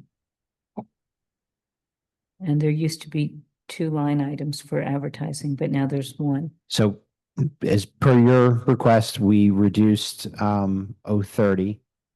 We zeroed it out and we made 031 $1,750. Can you tell me what that is used for? For advertising in that department, in the business administration department? It's probably for job postings for the League of Municipalities website. If we're, looking to hire someone, we utilize the league. I don't know what other. That seems very high just for a job posting at the league. Well, it's like $100 a posting. So Yeah. Is it for the meetings too? Well, they did a lot of hiring. Yeah. But I think that should be looked at. It seems like a lot. And what is the communications officer for? Oh, that's some guy. some guy who. I don't know. All right, I keep forgetting that's under that. And the subscriptions went It's down, holding up. but I'm signs. still not understanding why it's even that high.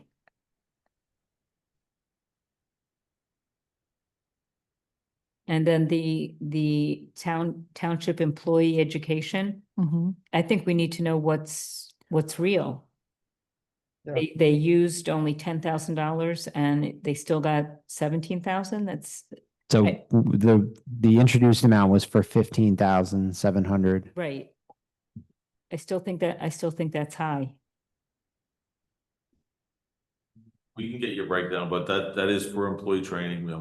We talked about last time how we're doing succession planning and training our staff.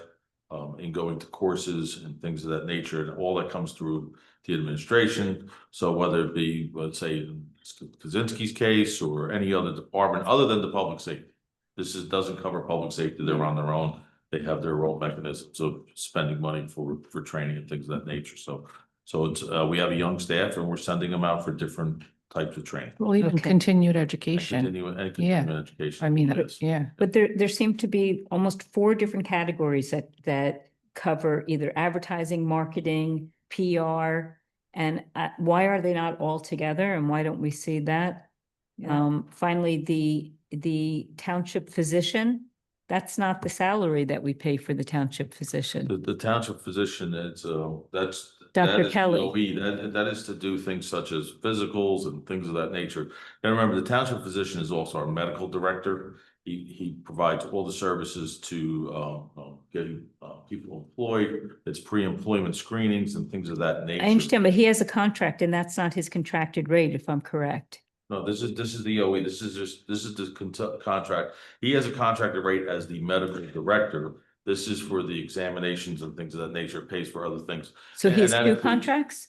No, this is the O&E. This is the township position. So line items. This is not his contract. That is the monies that we spend for physicals. I think it's labeled as a township position, but this is not a salary. No, but I'm not understanding that because he has a contracted rate for being the township physician and he does the physicals. He's supposed to do the physicals for Right, but that the new doesn't- hires. It doesn't include all of the lab work and stuff. He does, that's the appointments thing. The lab work is in addition to that. Right, so we should break that out and see this is actually a contracted rate for him. And then whatever else is for, We you know, can- we can look at- outside of that. We can break it. We'll look to break. Okay, so Do you want to go back to this page? I for- do want to for go back time's to this sake? page because I'm not understanding why there's a marketing campaign in the business administration and a Yeah, separate advertising We'll- campaign. Yeah. Why, I don't understand the calculator and miscellaneous. And I think we did discuss all of this. So I'd like to see some changes in here. This is still a very high budget for one office that has 3 people in it. Well, I guess you'd say 5.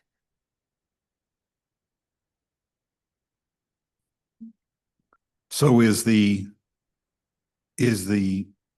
determination of the council that we come back to this at the next workshop? And you will Yeah. come back to us with individual line items and year-to-date spending. And if there is anything, Councilwoman Rudin, that you want specific information about, perhaps you could just send an email to Mr. Smeraldo and move forward that way. Does that sound like a plan? It's a Just plan. second. Councilwoman Scarpa. No, that sounds good. I'm covered. I just wanted it broken down. Okay. Councilwoman Castellino and Thank Mr. you. Charles, you're next.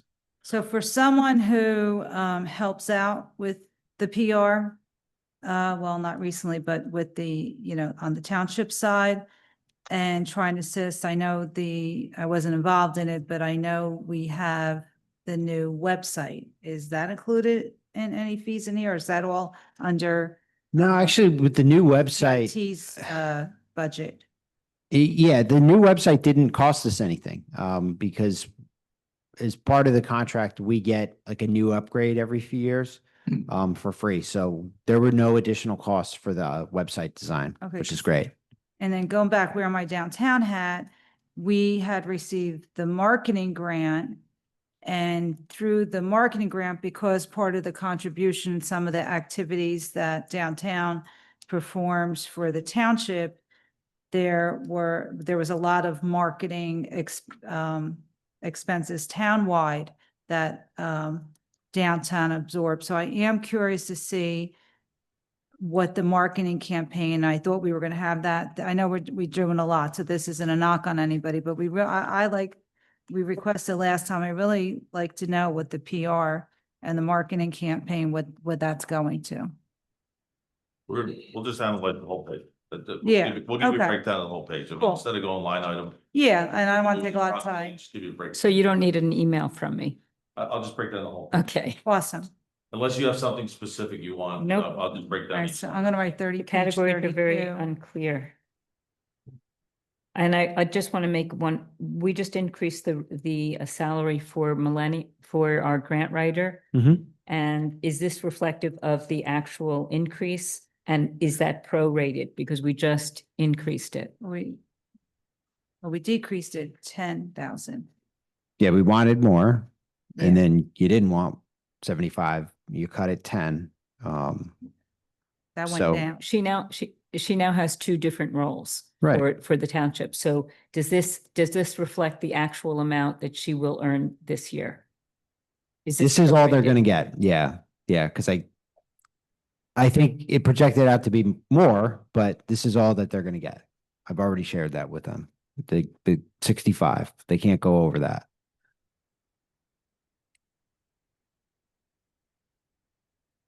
And she makes this money, so I don't want. Oh, that- she's that- fantastic. Yeah, I don't want. Yeah. to touch her. But we added additional administrative, more management, Oversight. Yeah. grant management roles. Right. To make sure that not just getting the grants, but seeing it through to the end. That's what we added, but I've shared, I said, listen, the budget is 65. So towards the end of the year, if we're getting into a situation where, they're going to project out more billable hours, then we're going to just revert back to the standard contract of getting the grants and doing that part of it. So they understand that. All right.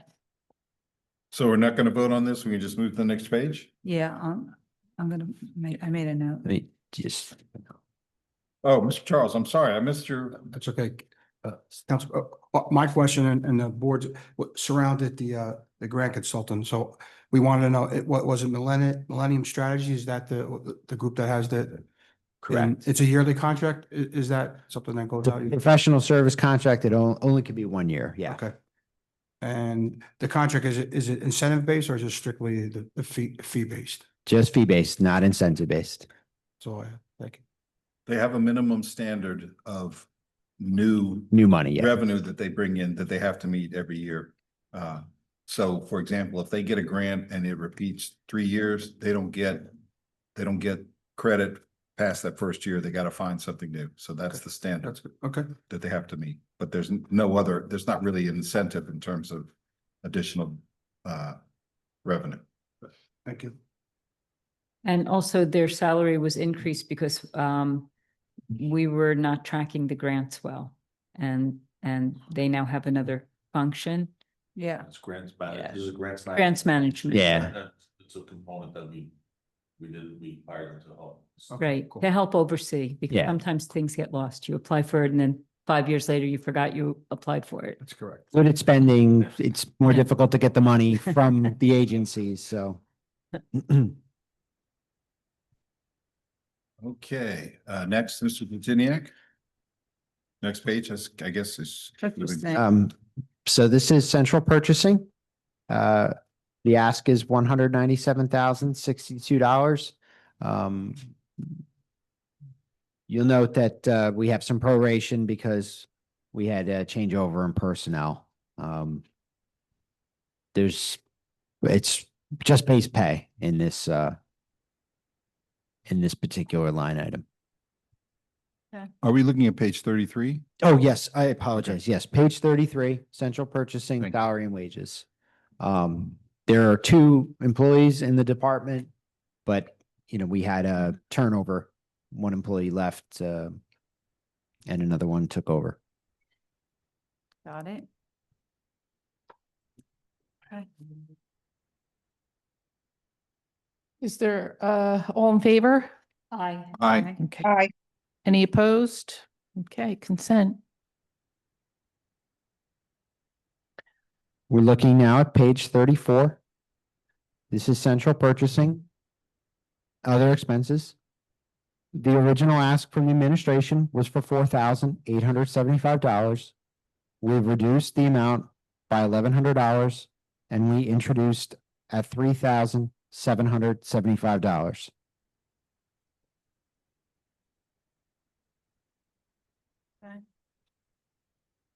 Any discussion? No, can make a motion. Okay. All in favor? Aye. Aye. Any opposed? Consent?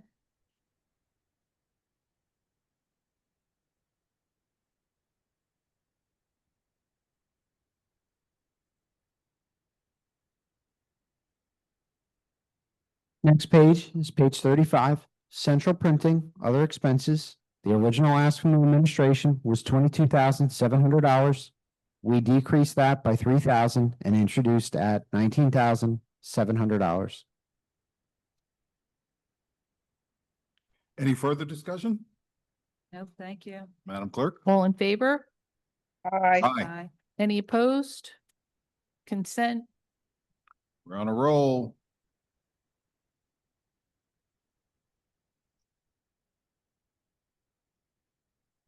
Next page is page 36, central telephone. The ask from the administration was $319,500. And we introduced at $319,500.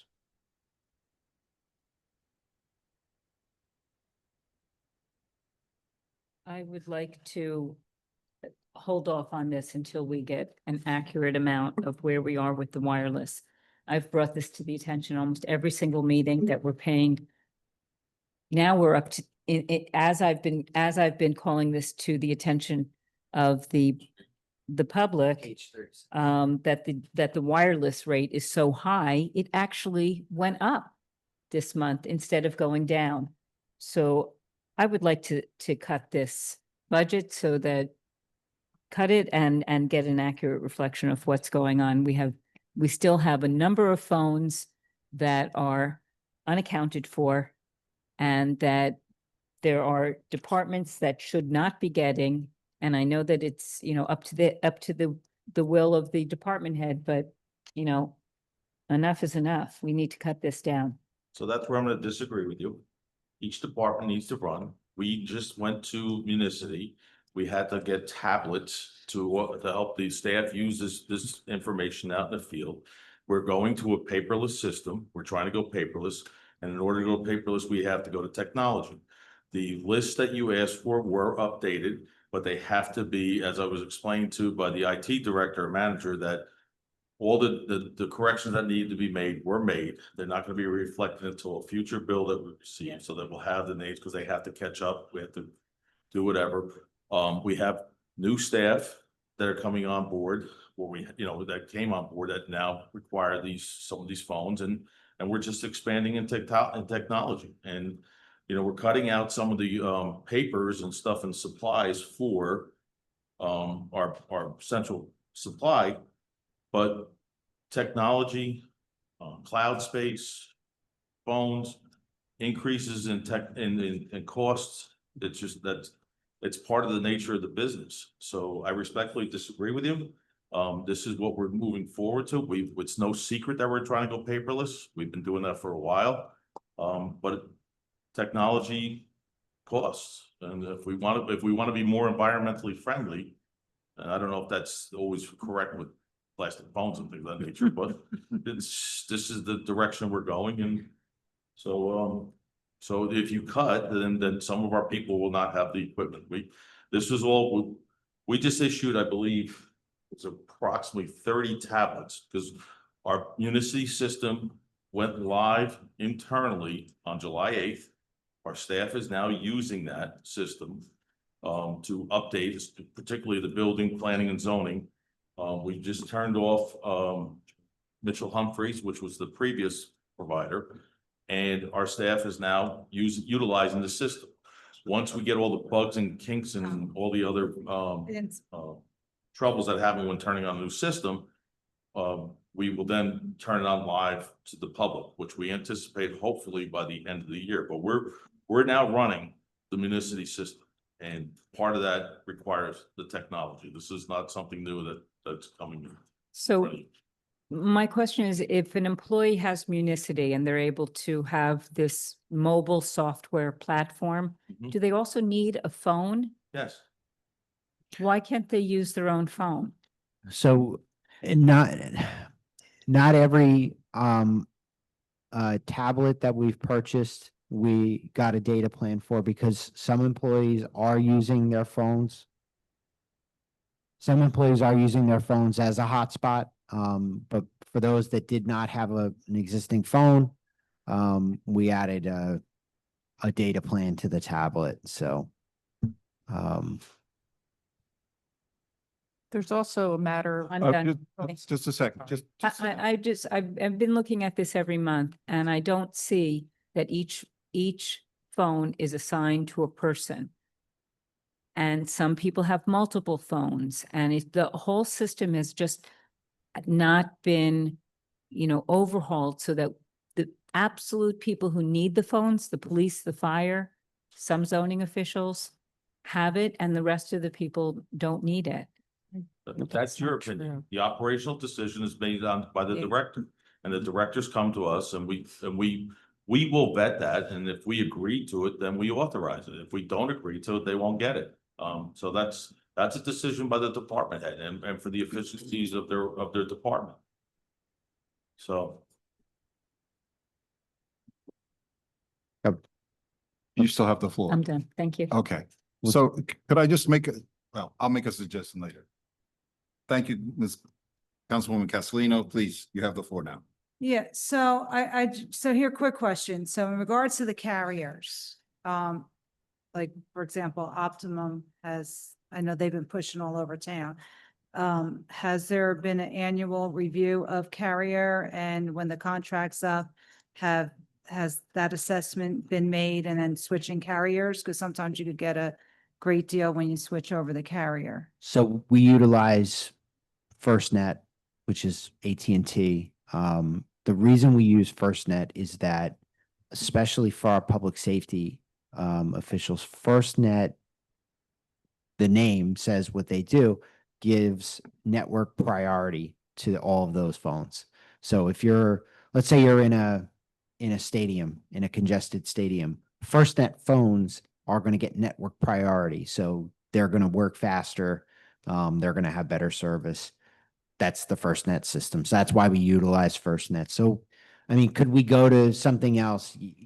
Yes, but we chose FirstNet for that capability. As far as like internet service, we have to use what's available in the municipality. I don't want to speak for our IT director, when it comes to that. But going back to the wireless, I just want to clarify, we do provide the bill. So I don't want the public to think that the bills are inaccurate. I think the point you're making is that, well, we did have some phones for individuals that are no longer employed with the township, which thank you, because, we were able to go back and turn those off. And I think I had mentioned offline, not in the matrix, that there is a 60-day delay. And that's what we've been told by the wireless provider, a 60-day delay, which is completely unfair, but I can't change AT&T. So we should see the benefit of removing those phones. But I think the crux of the issue is that, there's a belief that maybe we have too many phones out there, or there's too many of the hotspots out there. So I understand your concern when it comes to that. But as Mr. Smeraldo stated, that is an administrative function. But I just wanted to put it out there that, the bills we give are accurate. So it's just more of that you probably don't feel that you feel we're spending too much because there's too many phones out there, too many hotspots out there. So I just wanted to make that sort of clear.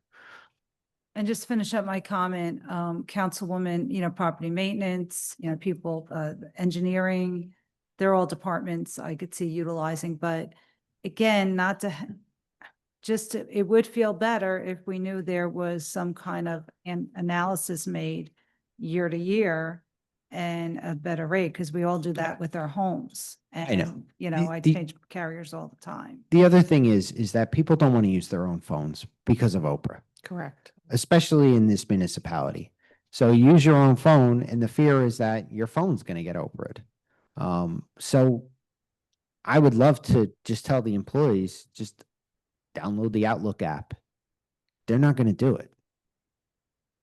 They're gonna want a separate phone.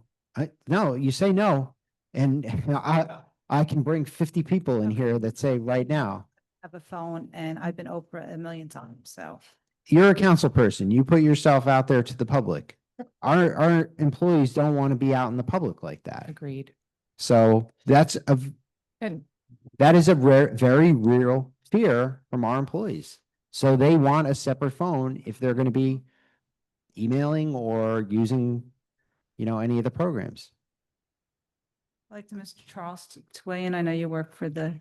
Can we just hold on? We've got 3 people in the queue now. I want to go to the most. Yeah, I'm done. Longest waiting, yes, if you're. well, Madam Clerk. I wanted to expand on what Mr. Detiniak said. A lot of people don't want their personal phone numbers out there.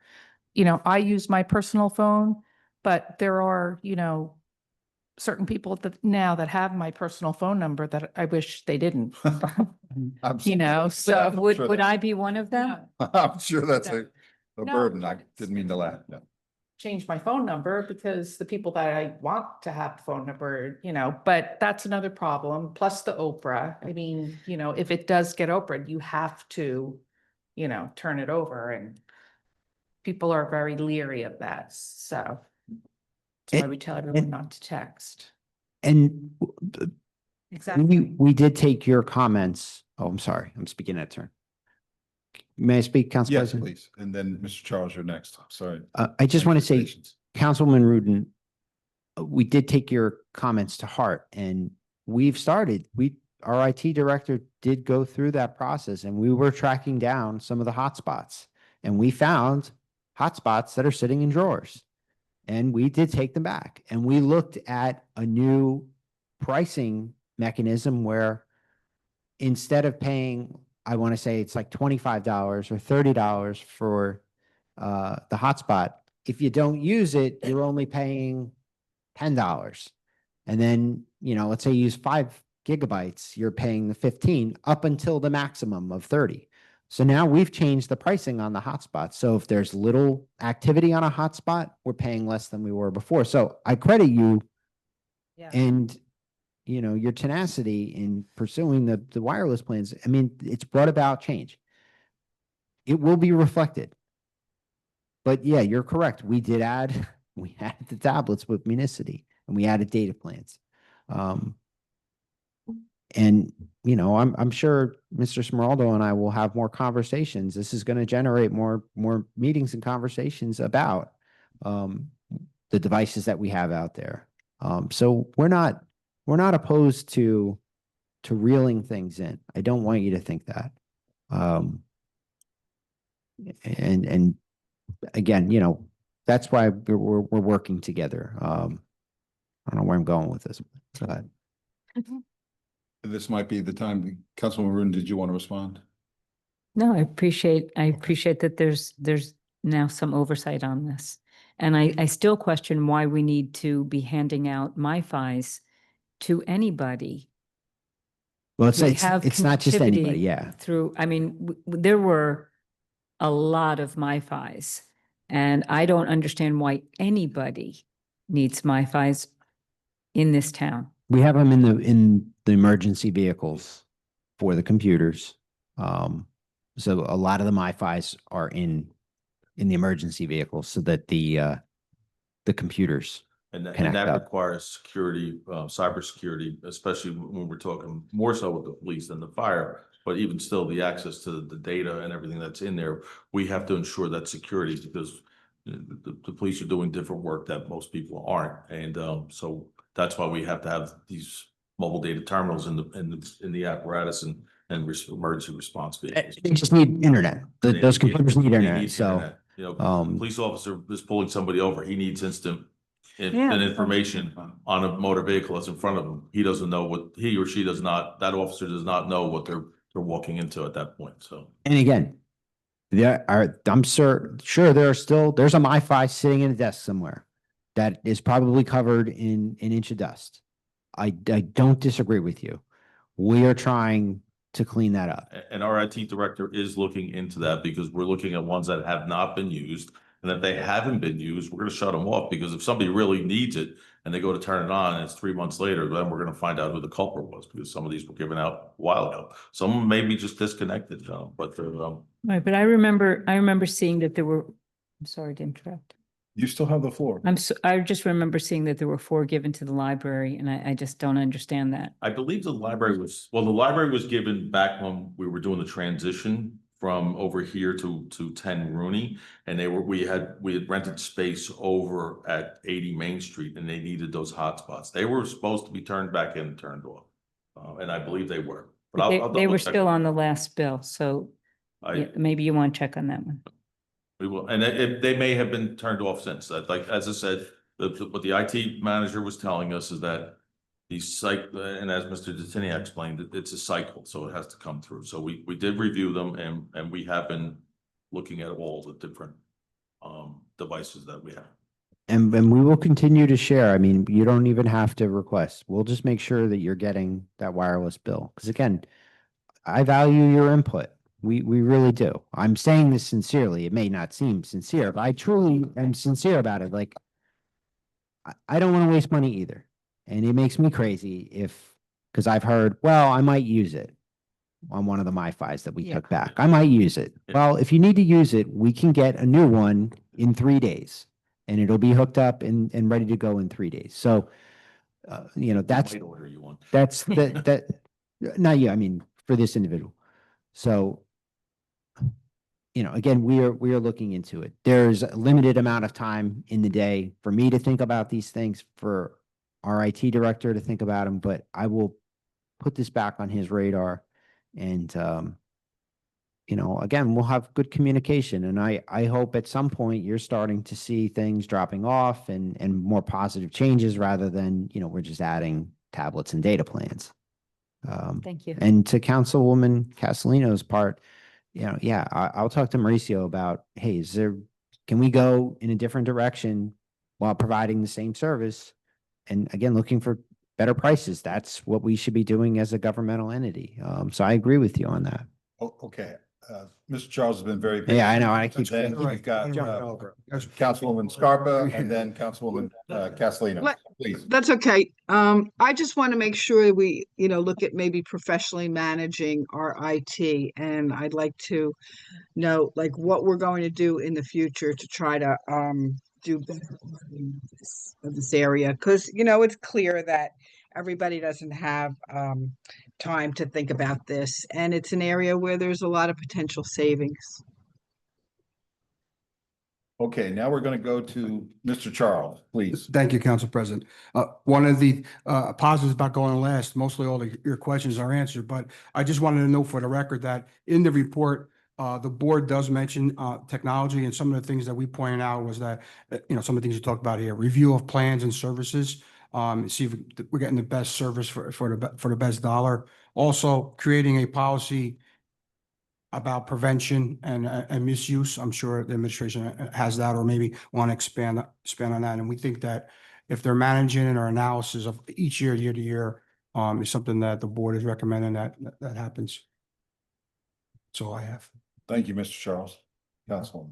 Thank you. And great segue, Mr. Charles, because each year we get a report, best practices. Mhm. So we are making all these recommendations. The committee's making all the recommendations. Does any of this get incorporated to that best practices report that we could put in? That's always been like a checks and balance at the end of the year. So Yeah, it depends on the Can we- questions that they ask. It very well could be part of the next one that probably will come out in the next month or so. So it could be, it depends on what the state is looking at year over year, so. just because it gets frustrating, and I appreciate the councilman finding this, because, I never found this. And these are the items that, we hear, oh, what's council doing? It's taking so long, everybody's nitpicking. But again, this all should be done internally and shouldn't have to be done Yes, by the council. right. So that's all I'm gonna say. I don't want to belabor it. We got a lot more. We're on page 36, and we've been very diligent with all these pages, but it does get frustrating to hear that something like that hasn't been done for Well, yeah, I don't want to say, and I'm not blaming both of you, right. stepped here this year, so I appreciate all the changes that have been made, and I appreciate that. I don't want to paint a picture of, you know, that we don't do anything and we never review anything and processes can be buttoned up. Yes. I agree. Let's leave And, it at that. and we're never going to reach maximum efficiency. Even the most well-run companies in the world have waste and things that can be changed. Yeah. But again, having another set of eyes, on this, you know, we welcome. It can be frustrating in a public meeting. I know to feel that, you know, sometimes I'll feel like we're being attacked, but ultimately, we're all here for the right reasons and the same reasons. And, we will continue to look to do better. That's all I can promise is we'll try to do better.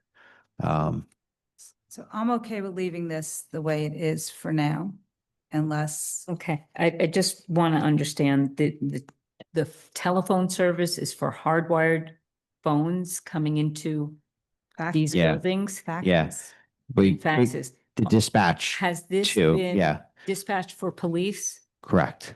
Okay, has this been reviewed so that I still have a fax. there are maybe places where we no longer need hardwired? I will tell you, what we have done with the faxes, borrow the faxes, that was a contention for some of our more senior staff, Correct, let's yeah. put it that way. The people who like to use fax, our current Spring Central system has a fax component in it. Email is the new Yeah. fax. So we have, if we haven't done 100%, we're probably about 99% removed of the fax machines. We're not buying any more fax machines. We're not installing fax machines. I believe there may be one or two departments that may need a fax machine because I think, in fact, I think the Security. tax assessors may need it Yeah. because of the county. But they're pretty much eliminated.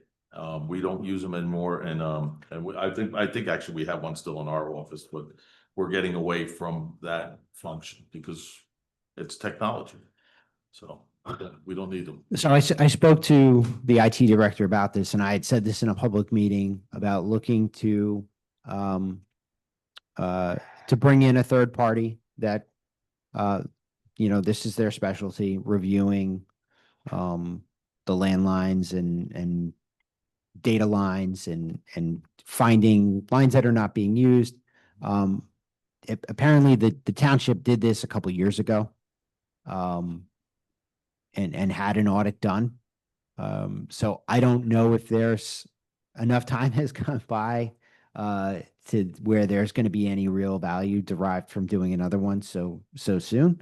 But when we have some free time, once Municity is fully integrated and Prime Point is fully integrated, we can revisit that. But I don't know if there's the opportunity I thought there might have been for reducing the landline expense because it was only done like a couple of years ago. But if I have something new to report, I will obviously bring it and we would do it via resolution to appoint someone. If I could, I've been trying to be really patient about this, but I just want to give a perspective from the private sector. I have worked for a lot of finance and financial companies, which are basically technology companies for money. And then I've worked for technology companies and every one of them has a very strict process of handling technology, whether it's a laptop or Yeah. a cell phone. Turn it in. And there's a process in place, there's full transparency, and there's accountability. If you can't confirm that somebody has a phone, you turn it off. If they're not going to answer it, you just turn it off. But there should be a process in place, and I don't know whether there is, but there should be a clear process for everybody, and there should be a database that you track all this stuff, and people should be accountable for it. And I don't know that that's what we have, but if we don't have that, I think it's a long-term, well, as short of a long-term goal as possible, because this will eventually save us a lot of money in the future. Our IT director, it's actually IT manager, he's going through that now, and he Okay. has been doing that. We also have some requirements with our technology through the JIF also. There's some cybersecurities that have to be put in place, which we've been advised that we're one of the leading 8 townships within our JIF, that we're leading the way with our cybersecurity and our firewalls and things of that nature. So we're ahead of the curve, I would say, in Okay. a lot of areas, and there are some things as Mr. Deteniak said that we have to button up on, and that should be the case. So So and we'll be doing that.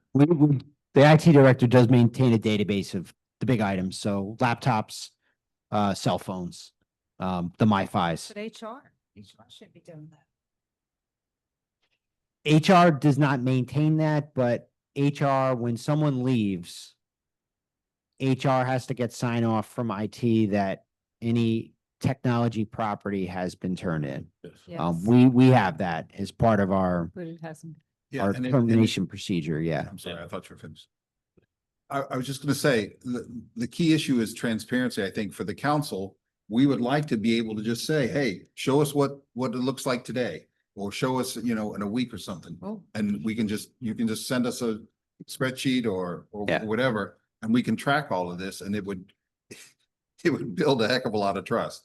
I don't want to speak for you, Councilwoman Rudin, but that's what I would recommend, but if you wanted to speak, I know you were holding up your hand. That, I think you said it very well. There needs to be a point person who collects these phones, not each department, because it seems like there's not a lot of communication. There needs to be a person who's in charge of this. I also want to say that since the telephone bill was $20,000 less in 2024, and we are eliminating lines due to cutting back of fax lines, that should be $20,000 should be taken out of that telephone service.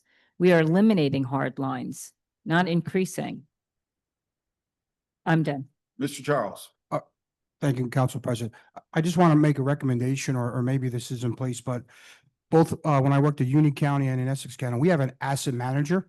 And that person is responsible for any asset that the county has or the department has. So maybe that's something that we could look into as far as managing that and spreadsheeting that out. I mean, everything from if that person has a laptop, cell phone with the appropriate serial numbers and all that. And then when the person does leave or separate from employment, the department head or someone in the department then make sure that all that's returned, any IDs, any badges, all that stuff. Okay.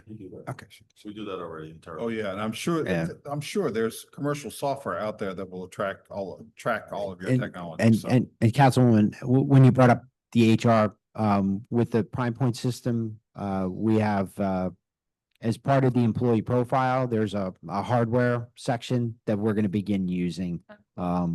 We don't have it in Chronos, which is what we use right now for timekeeping and the profile, but we're gonna use it for Prime Point. So Okay. we wouldn't have to rely on necessarily like IT to say this Yeah. person has this when they leave. The HR coordinator would see it in the I didn't know profile. we have an HR coordinator.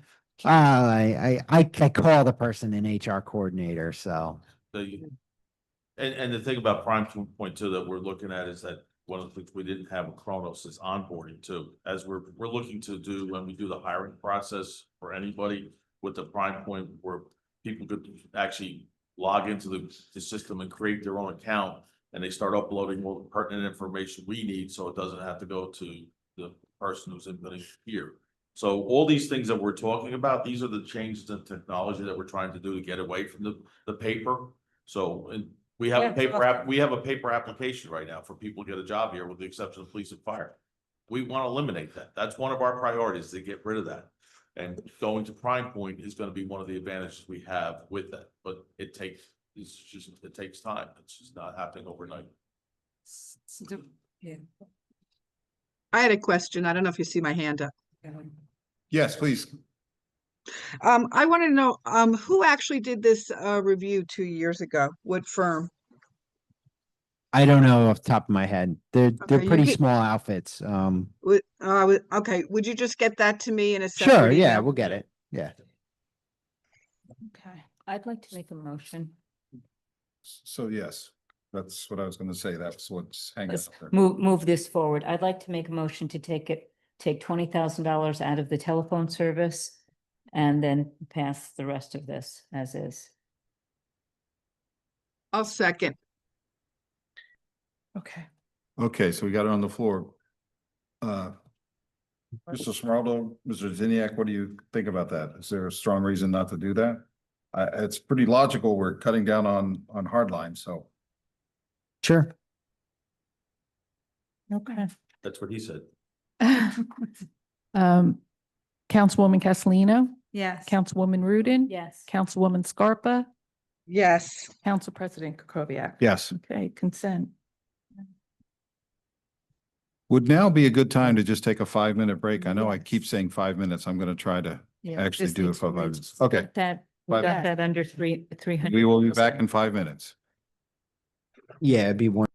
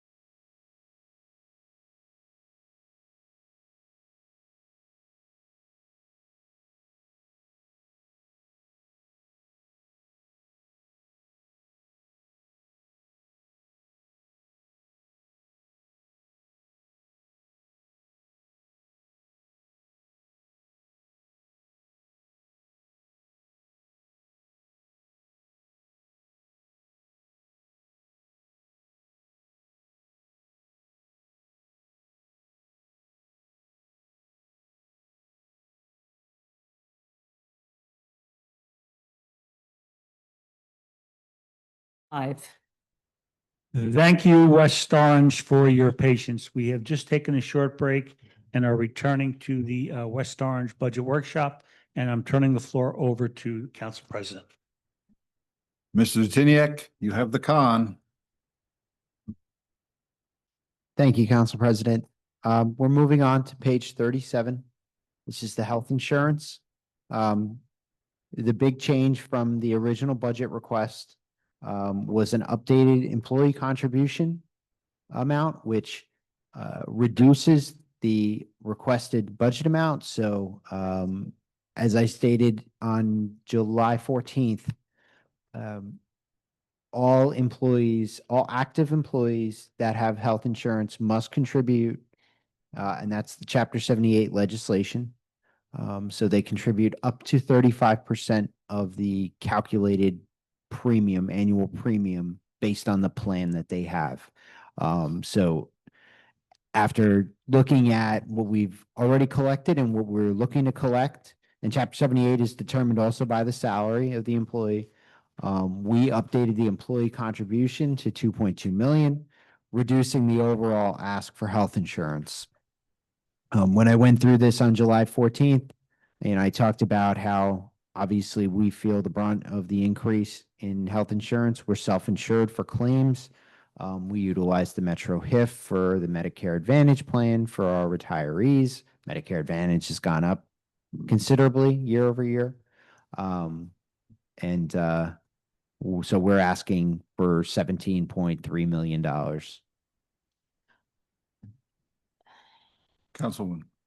Oh, did Mr. Charles? Yes. I just wanted to note for the record that the township is self-insured, but the state health benefit plans, we got word 2 weeks ago, is going to go up about 34% next year. For some plans, the other plans are over 50%. And to piggyback on that, the proposed legislation includes some changes for those that don't participate in state health benefits. I don't know how it affects us at this point. I've only read the proposed legislation. It's somewhat confusing. So there could be implications for us as well in terms of not the plan price, but what we can have to collect from our employees, I should say, have to. So that may increase our Chapter 78, in which would be beneficial to the township overall, not for the employee, but beneficial for the township. So as the legislation gets approved and then disseminated to the municipalities, we'll update the council on any positive, benefits to the township based on those contributions. And if they're negative, please let us know. I don't think it would be negative to the township. It's negative if you participate in state health benefits. It's unsustainable. And they're changing the plans and everything and all that. So, but there could be an impact to what we withhold from our employees to be, in line with the new legislation. Councilwoman Rudin? Yes, I would like to know why we don't just go with the Medicare Advantage plan as an option for retirees instead of offering the retirees Medicare B as well. So these are all contractual obligations that we made for newer employees. They will not get medical benefits in retirement. So if I make it to retirement here, which I doubt I will live to 65, and I retire from here, I will not get retiree health benefits. Our new police and fire will not get retiree health benefits. So the legacy costs are going to continue for a long time. We're going to be bearing the brunt of those decisions, and that's most municipalities, they offered retiree health benefits. That was part of the package. That's So- the 457 plan. Right. And It's negotiated. right. And it's not just retiree benefits, it's retiree benefits mirroring the benefits that you had when you were an active employee. So when you retire and let's say you retire at 45 or something like that. You might be a police officer or firefighter. You know, you're going to have basically the same plan that you had as active. And then when you turn 65, we move you to a Medicare Advantage plan, which should be cheaper. But then you must contribute and pay your Part B. We reimburse you for the Part B. Because again, we promised you lifetime benefits paid.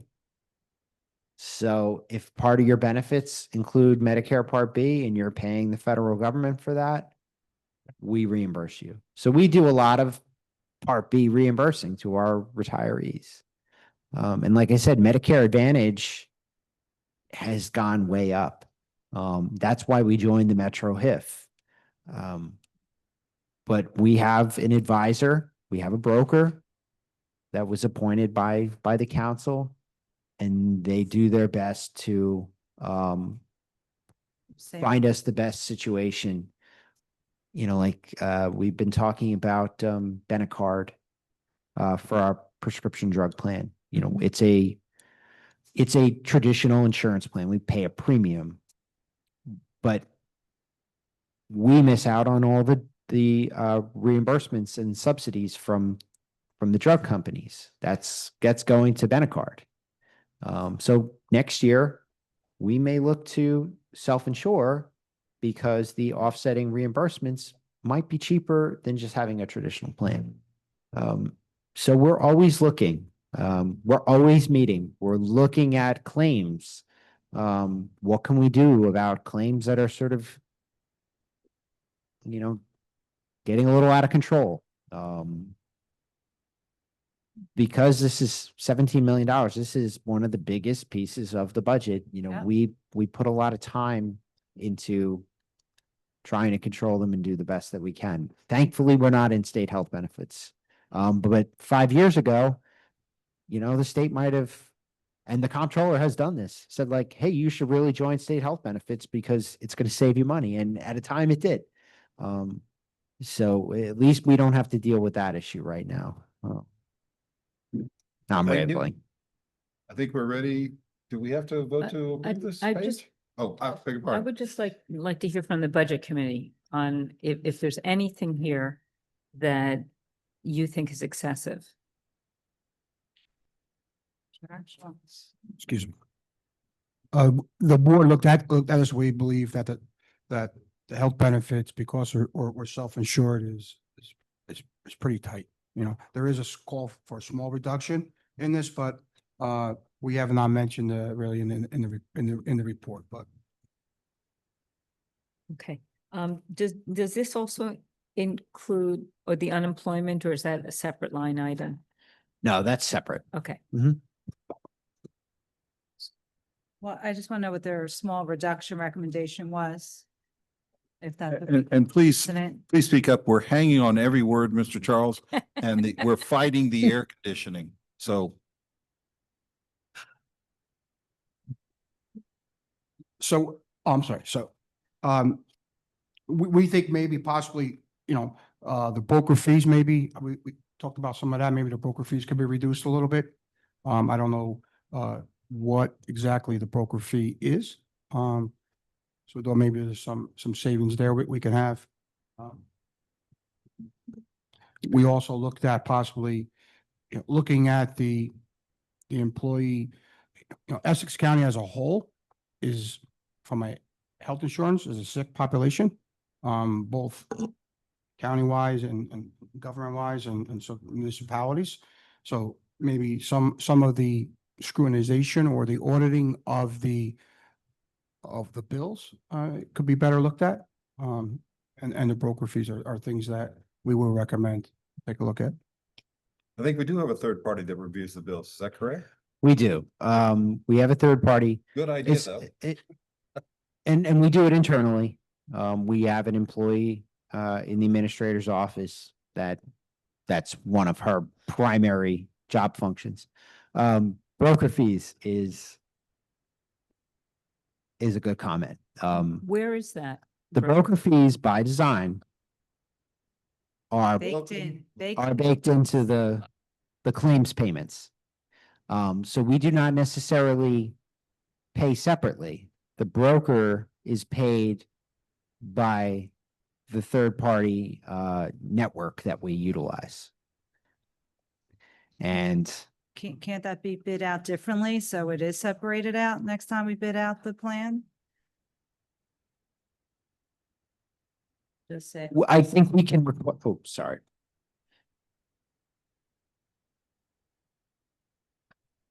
you don't have to answer me now if you don't have it, but it's not gonna make. I don't know that for sure. I mean, we can structure our RFP, RFQ, whatever, the way we want to, Yeah, but this is how I've seen it done, in my career. And it's been criticized by many groups. And, you know, many of the unions have brought this up. Because they feel there's a lack of transparency. when would we go out for this contract? What time of year? In this fall? When does the broker contract end? Is it next year? I think it may be next year. I think we met, in the summer of 23. We will, Summer we will check to see when because Yeah. I don't know offhand when the think broker it's- contract ends, because I wasn't here for the initial. Summer 23, thereabout, that we went to the last agreement, and so therefore we have a 3-year contract with a one-on-one option. If we want to, so we would look at that. But to Mr. Charles' point, it is the hidden costs Mm-hmm. baked into this. Yeah, well, we have to unbake the cake. You're correct, because it is buried in the claims expenses. Councilwoman, you may recall when I was on the council before. Yes, This was a big thing for me because it was so much money and it was so little transparency. I used to be able to get on an annual basis what all of these fees were, because I think if I recall correctly, the source of their fees were from 3 different streams. And we got that every year so that we could take a look at it. yeah. So we I have would gotten that. definitely like, I know they can do it. We will request Obviously, it. they can do it. And it would just be much more helpful, again, more transparent Yeah. for the council to know where that was and where that is on an annual basis. And we could even go back a few years. It may be, and if I recall, it may even went into January. Like when we were doing the bids and everything else in the summer, it may not be until the following January. I forget when we did the award. It may have been in early 24 that we actually made the award. So we'll look at the dates, what it is. All right, I But put know on- we- I put on the list. Had a big, Good, thank you. it was a big undertaking. Yeah, yeah. Oh, Yes, Mr. Charles. I just want to know, even with the increase in the employee contribution, it is going up to about $2 million. So. Yeah, crazy. it's going up for everybody. Yep. Crazy, Everybody. crazy. Everybody. So we do have a max spend on claims. And then once we hit that max spend, we have a excess policy that then pays us back for the claims money that we pay out. So, you know, there is a ceiling to what we would spend on the claims. So we try to budget somewhere sort of in that minimum maximum level. And both individually and as a group. So if you have 1 or Correct. 2 employees that are having really high costs, we can limit that. Correct. Move to the Yeah, excess. we have individual limits. We've now begun to do things where we break out individuals that have had high claims data over the course of so many years. We can actually laser them out from the excess policies, because it then drives up your excess policy premiums. So, you know, we might get paid in this year for the claims over the max. And then when we renew next year, you know, the premium's now $200,000 more because of the claims that were paid out in the previous year. So it's this like juggling act. So Let's vote. Wait, Oh, I beg your pardon. Sorry. Beg your pardon. is there a cap in terms of prescription? So the prescription is a traditional insurance plan. So we pay based on the members that are insured. So it's really on the insurance company. So if we have members that are, they're getting a lot of prescription drugs, we're not seeing the impact. We'll see it next year when we try to renew. But this is like a traditional insured plan. We have a premium amount. We pay the premium amount every month. No matter what the members No use, matter whether what- if they don't use any prescription drugs or if they use a lot. That's why we're looking to see, we're going to get the data from Benecard to say, what are the drugs that they're using? What is the projected cost to us to see, is there an opportunity to go self-insured? Okay. Because that may be the case, and So if there's a set fee for prescription benefits, why, and last year it was 1.3, why is it now 1.8? There could be a $500,000 savings if we just go with what they actually spent last year. we go based on the amount that we're paying per So month. It went up that much? It went up $500,000 for prescription? Yes. Crazy. Okay, and then what is the LIB? Is this all library? Yeah, so the library pays for those things. That's why there's nothing budgeted for them. We pay and then they reimburse us, so it zeroes out. And what is this other HB claims? Oh, I'm sorry, you didn't ask for anything, so never mind. I think I promised you this information the last time and I apologize. I will get you the 2024 detail on those two line items. I'll send them to you Yeah, tomorrow. 95 and 30 were supposed to have been merged, from what I remember. Plus anything, but I will give you what was charged to those two line items in the prior year. Okay, Mr. Charles. I want to back to revisit so last year we paid out about 15.2. And now the ask this year, the request is 17.3,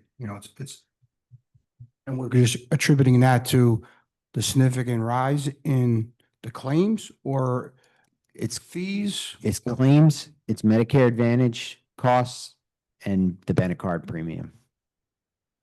The Benecard is actually the The prescription. prescription, yes, I apologize, yeah. That's okay. Yes, but if you look at any publicly traded healthcare insurer in the country, their financials have been wrecked. And I know because I own a couple of the stocks, unfortunately. I mean, most companies out there have totally stripped down the healthcare offerings and, their high deductible plans, where they push the cost off to the employee. We can't do that because of the collective bargaining agreements. So we're picking it up.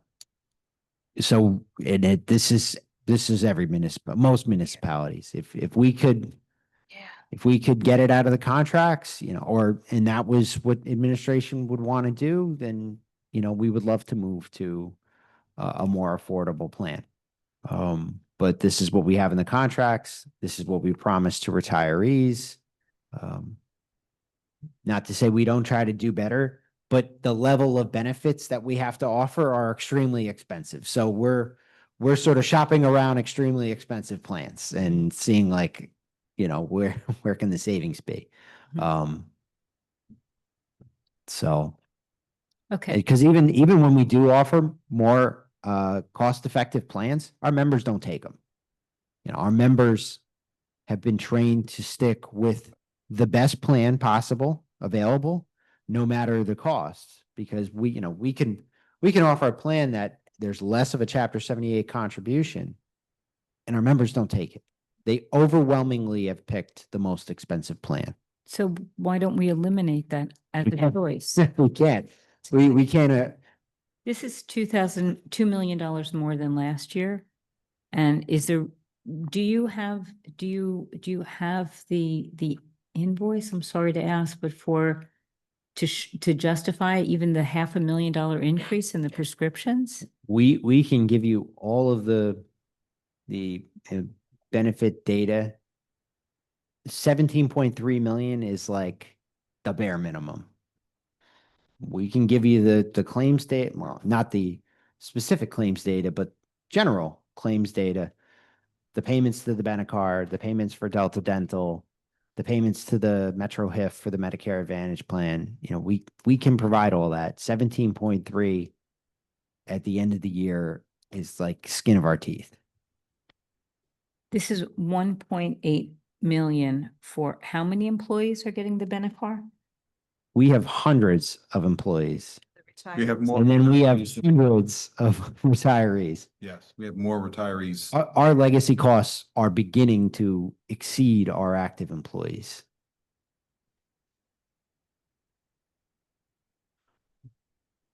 And aren't any of these already on a Medicare or a Plan D?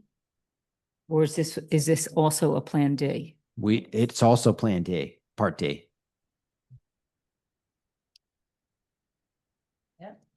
They don't call it a Cadillac plan for nothing. They're just truly expensive benefits. When are the next contracts going to be renegotiated? 5 years. It was a big win to get rid of lifetime health benefits from all of the collective bargaining units, and obviously much easier to do it to the unrepresented. It's going to take a long time to really pay off because people live longer, and when you have great benefits, you live longer. Um, I mean, and I don't mean that in a funny way. I mean, our members, police and fire, they will retire younger, and they will be on the retiree plans for a long time. And when they retire, we're not getting the contributions from them. At least when they're active employees, we're getting the Chapter 78. So they're paying 35% of the calculated premium. And that's the difference too. Like if you're on the state health benefits plan, and it's similar to like what I said, a traditional plan like Benecard, you pay a premium. So no matter what that member does, you're still paying $50,000 a year for a family plan. Here, we calculate out the family plan to be $50,000, but we may spend $300,000 on a family, $400,000. If people have children, if there's a C-section, it's going to be very expensive. If someone has cancer, it costs us a lot of money. That is the risk of being self-insured. The positive side of things is, you know, we might have someone that they have a $30,000 single coverage plan and they never go to the doctor, and we don't spend anything on their claims. If we were in a traditional plan like state health benefits, I would have sent $30,000 down for that individual. And, Nothing. you know, Okay, there's no cost. I'm sorry, I'm going on. I'm going to step Yeah. in here because nothing else that we discuss tonight will have any impact on this. apologize. We've got to pay it. We've got to provide the benefits. And if you guys want to keep talking, I just have one more question. I'm so sorry. Are dental benefits always in the contracts? Yes. Yes. And then police and fire contribute, correct? I thought they do contribute a percentage. Is that reflected in here? Yeah, it would be net. Yeah. Madam Clerk, I think it's new. It's new. Yeah. I'm calling the vote, Okay, sir. please. All in favor? Aye. Aye. Any opposed? No. Consent. And Council President, just the question was asked me for, the contract we entered into was on October 24th, 2023 with their broker. And it's a 5-year contract? It was 3 Or years. it's 3 with 2 with the 2 options? 1-year options. Yeah. More year. Council President, next page is page 38, unemployment compensation insurance. Our budget request is $90,000. I spoke about this on the June 17th. We are in a more traditional unemployment insurance plan where we don't pay the claims like many of the municipalities do. It's based off of the experience rating, and more claims the state gets, our rating goes up. So we got an increase in our unemployment percentage rating. So the $90,000 is requested to cover those unemployment expenses that we incur in every payroll. Any questions? Yeah. Nope. I do have a question. Mr. Charles? Excuse me, the spend last year was 68,000. And then we're asking for 90,000. Is Correct. there any room there to cut some of that, even if it's maybe 1 or 2% down? Sure. Anything left over, I was going to put into our state unemployment insurance trust fund to be used for future years, but I'm willing to cut $5,000 actually out of it. I just won't have it for the trust. Hold on, I got Councilwoman Rudin next. Councilwoman Rudin. Yeah, I just want to bring up a point that the Budget Advisory Commission wrote in their report, which is that we have crossing guards who are employed for 10 months and then they go on unemployment, which then raises our unemployment. Is there some way to put them on full-time so that we are not paying unemployment for those 2 months? Because teachers also only work 10 months and they don't go on unemployment. So some municipalities do that. We would end up having to pay them for the holidays and the vacations that the schools have.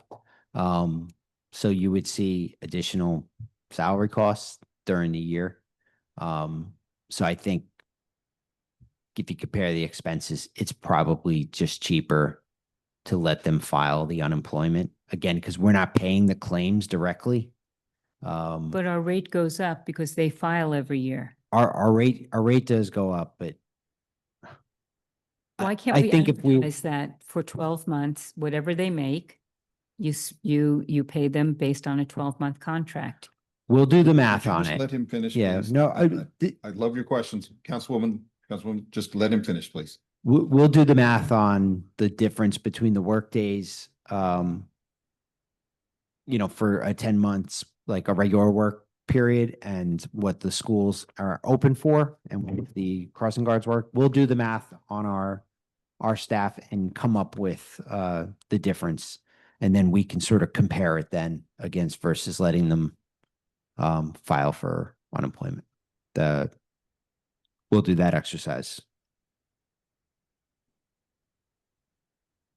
Mr. Charles. Thank you. I'm starting you. to pick up that slight wrist motion Yes, in my peripheral vision. I And appreciate I'm sorry I haven't that's done quite it all right. quicker. That's quite all right. I just I was going to bring it up when we got to the police section about the crossing guards. If there was some kind of analysis done about, is it best in the report, we do mention about possibly bringing them on for as 12-month, but that's analysis that has to be done by the administration. Just for a point of fact, the only other, I guess, position or job that is allowed to be a 10-month would be a lifeguard. And so New Jersey allows for crossing guards and lifeguards to collect unemployment at 10 months. So interesting fact, I guess. Well, I guess because it's hard to get crossing Yeah. guards, it's maybe. And lifeguards. Councilwoman Rudin. When we spoke about this the first time, we talked about a reduction of 38,000. You had mentioned 10,000. Can you split it a little more and give us $20,000 reduction? I have 48,300. That was my question. I don't know why I wrote that down. I think we had agreed on 38. Not, yeah, I don't know where that. A reduction of 38? Yes. 38.3, as a matter of fact.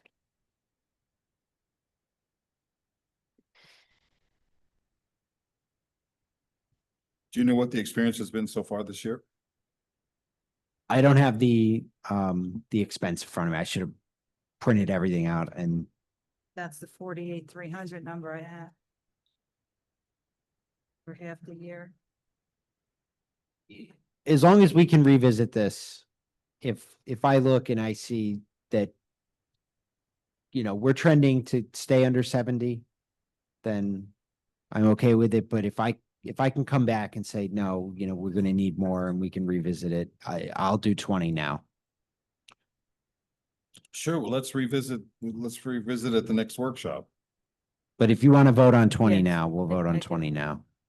I rather him, We have 4 votes. Wait. Councilwoman Castellino, you have the floor. so I think we should, for the sake of time, if he has to go back and look.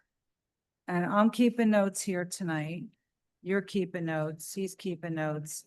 I think at the end of the night, let's just go over the ones you're gonna get back to us on.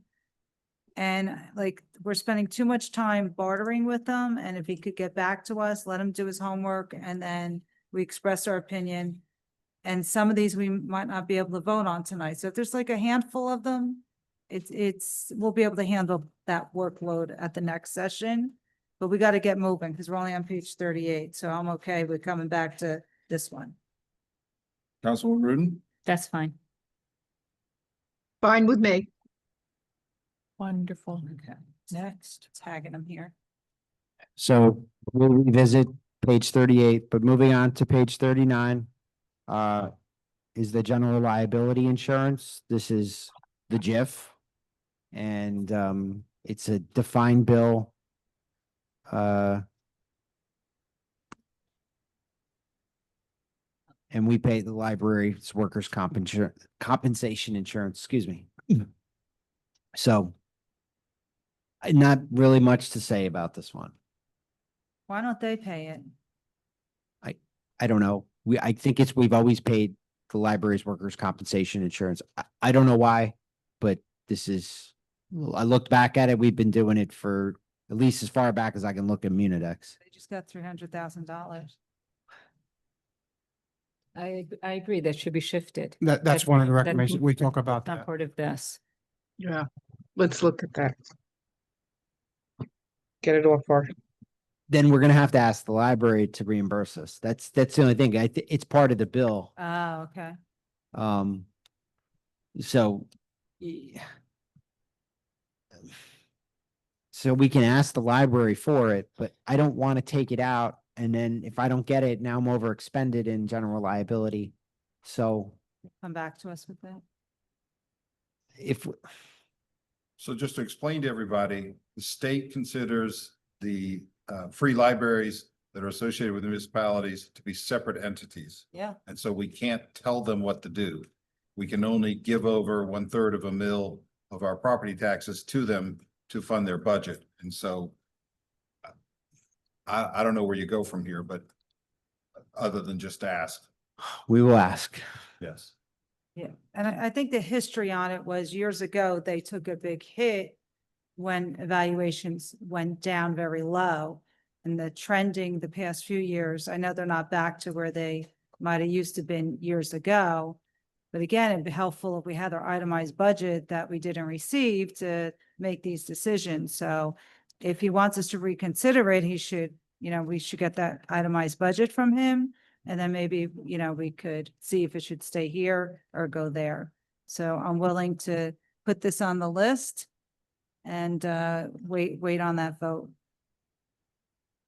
Mr. Charles?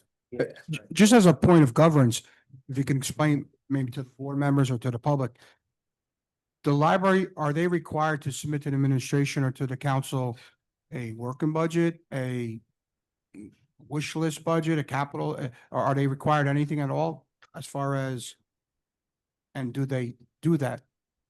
So we received a financial report, but when it's not this, it wasn't the itemization. I have received it in the past. We just didn't get it this year for whatever reason. I don't know. Just so you know, we're meeting with the library board Yeah, and the director next week. So we'll bring all these questions up. that would be great. That would be helpful so we could know where they're situated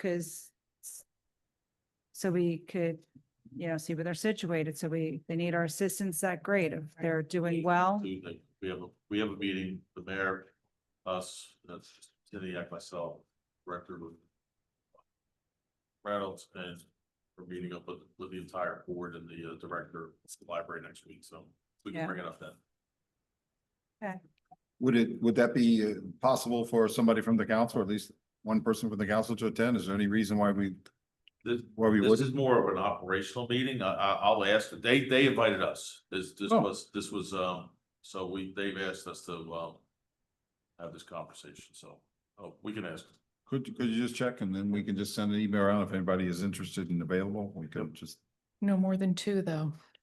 yes, mom. It is a public, I think it's, We move on. I'm pretty sure it's a public. Trying It goes to. under open. Guess we'll go They back. report it, so. Okay. Do we need to vote on this page? No. I thought you were gonna wanna hold wait. off on it. Okay. Next. Okay. Next page is page 40. Workers' compensation insurance. This is the ask is 312,000, and I think we spoke, and Mr. DeBovi, I think, was actually at the dais here, and we had conversations about, this might not be enough for this year. But at this point, we're gonna maintain it, and if we need to transfer appropriations at the end of the year, we'll have to do that. So for workers' compensation, we will pay lost wages, we pay medical bills, we pay attorney fees. We have a third party that manages all of this. They do an excellent job of making sure we're not paying out more than we need to. But the workers' compensation claims have been pretty high this year. We pay on a biweekly basis. CRC is the company that we use. And it's just been very high this year. Any discussion? Can we vote? Oh, Mr. Charles. Sorry, Mr. President. We looked at this number. We think from a board standpoint, maybe a $30,000 or $40,000 reduction could be saved here. So we would respectfully ask if that could possibly be done. So what do you think about that? I disagree, just based on what we've spent so far. Which is. I don't even think 312 is going to be enough, to be honest. I had the data with me when we spoke about this. So I do not recommend cutting this. If anything, we're going to be adding money to it at the end of the year with a resolution to transfer appropriations. Mr. President, do Yes, we know what our year-to-date is? I wasn't here at the other. Yeah, I brought it up at the June 17th meeting. I should have printed everything out for this meeting. I don't know why I didn't think I would need it, but we'll get it to you. It's high. We've spent a lot already. Like I said, we pay bi-weekly. We get a check register from CRC with the detail. I think today I paid $25,000 for workers' compensation. So a 2-week check register today or yesterday. That includes claims? Yeah. It's to attorneys, it's to doctors, it's, So right. Okay. I just would have to redact names. If you ever want the Yeah. detail, I'll just have to, we'll work together because they have the individuals' names in there. Madam Clerk? All in favor? Aye. Any opposed? Consent. Have an asterisk Good. information. Mm, 41. That's a person. She couldn't take it anymore. Let's move on. Page 41, central mailing. We did not have a reduction.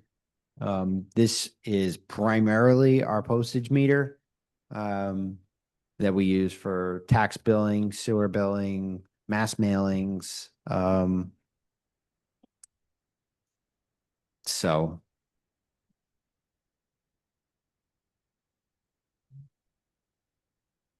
Any questions?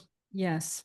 Are we going to be moving forward without postage meter? And just emailing bills and statements? We offer the capability to the taxpayers. If they do want to receive e-bills, they can. We also, for payment purposes, I think everybody knows this, you can pay online. But I don't think we'll ever, I won't say ever. Someday. Someday. But we're still gonna have to continue to do mailings. Do you know what the uptake is on the email? I don't. I'll ask the tax collector. It's small, but growing every year. I know there was a question when we reviewed this back in June, for the potential for like sponsorships, on the bills. We looked into that. It's not allowed because it would almost be like the council putting their seal of approval on a vendor. And we're just not allowed to do that. So we did look into that, as a potential way to generate some revenue to offset the cost of the mailings and all that. So we're not allowed to do that. I just make a recommendation for the email, just to review it, just see what the open rate is, because even though you send an email out, doesn't necessarily mean it's going to be opened. Yeah. I have to see if we get that data from the system that we use. When we move to Edmonds, they do send you a report on what was opened. That you do get. I don't know if Munidex gives us that report. I will check with the collector. But I know when we move to Edmonds Tax, we can see that. Because it's important to make sure, like, number one, that the PDF bills that get sent out are not getting blocked by spam filters and all that. So you have to use those reports just to make sure that they're getting out there. I'll check with the collector. It's a good question. Councilwoman. Last time we got together on the postage meter usage, we talked about reducing it because it's gone up quite a bit from last year, and 6,000 more than what was actually used. Is there some way to reduce this? I really don't think so. We do an estimated tax billing. We do the regular tax billing. We do the sewer billing. We do all sorts of mass mailings. It's just, No, we send delinquent notices out constantly. Sewer bills are going out. There's stuff in envelopes tomorrow. It's We have 15,800. 800 sewer bills getting stuff tomorrow. And then we'll send delinquency notices out on sewer bills. So unfortunately, we do a lot of mailing. We do a lot of mailing. So the sewer assessment is going to be the same as last year? Correct. We have updated bedroom data based on the revaluation. So it's the most accurate. Well, it should be the most accurate information that we've had. Because we figured out a way to integrate the revaluation data and plug that into the sewer billing. So Okay. And with the new system. I have a question. The new system works with the sewer. So. Councilwoman Scarpa.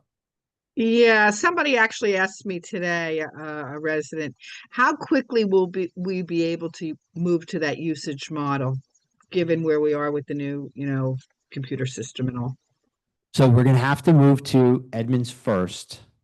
And then once we're settled into Edmonds, then we can integrate the water usage data into Edmonds. That was the problem, that we couldn't integrate into Munidex. Edmonds has done these conversions and calculations in the past. So Are we looking at less than a year?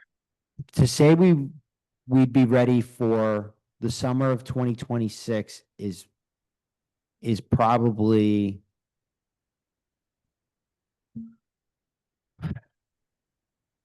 that might be a little bit too soon. I don't know.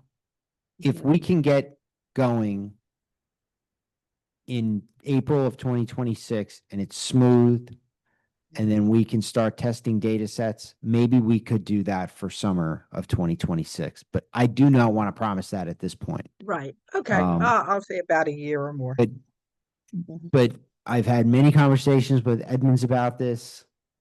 Every time we talk about it, they assure me that they've done this before. They work with the water usage data sets, and it can go right into the system. They're not concerned about, the block and lot and the account identifiers, the difference between those two things.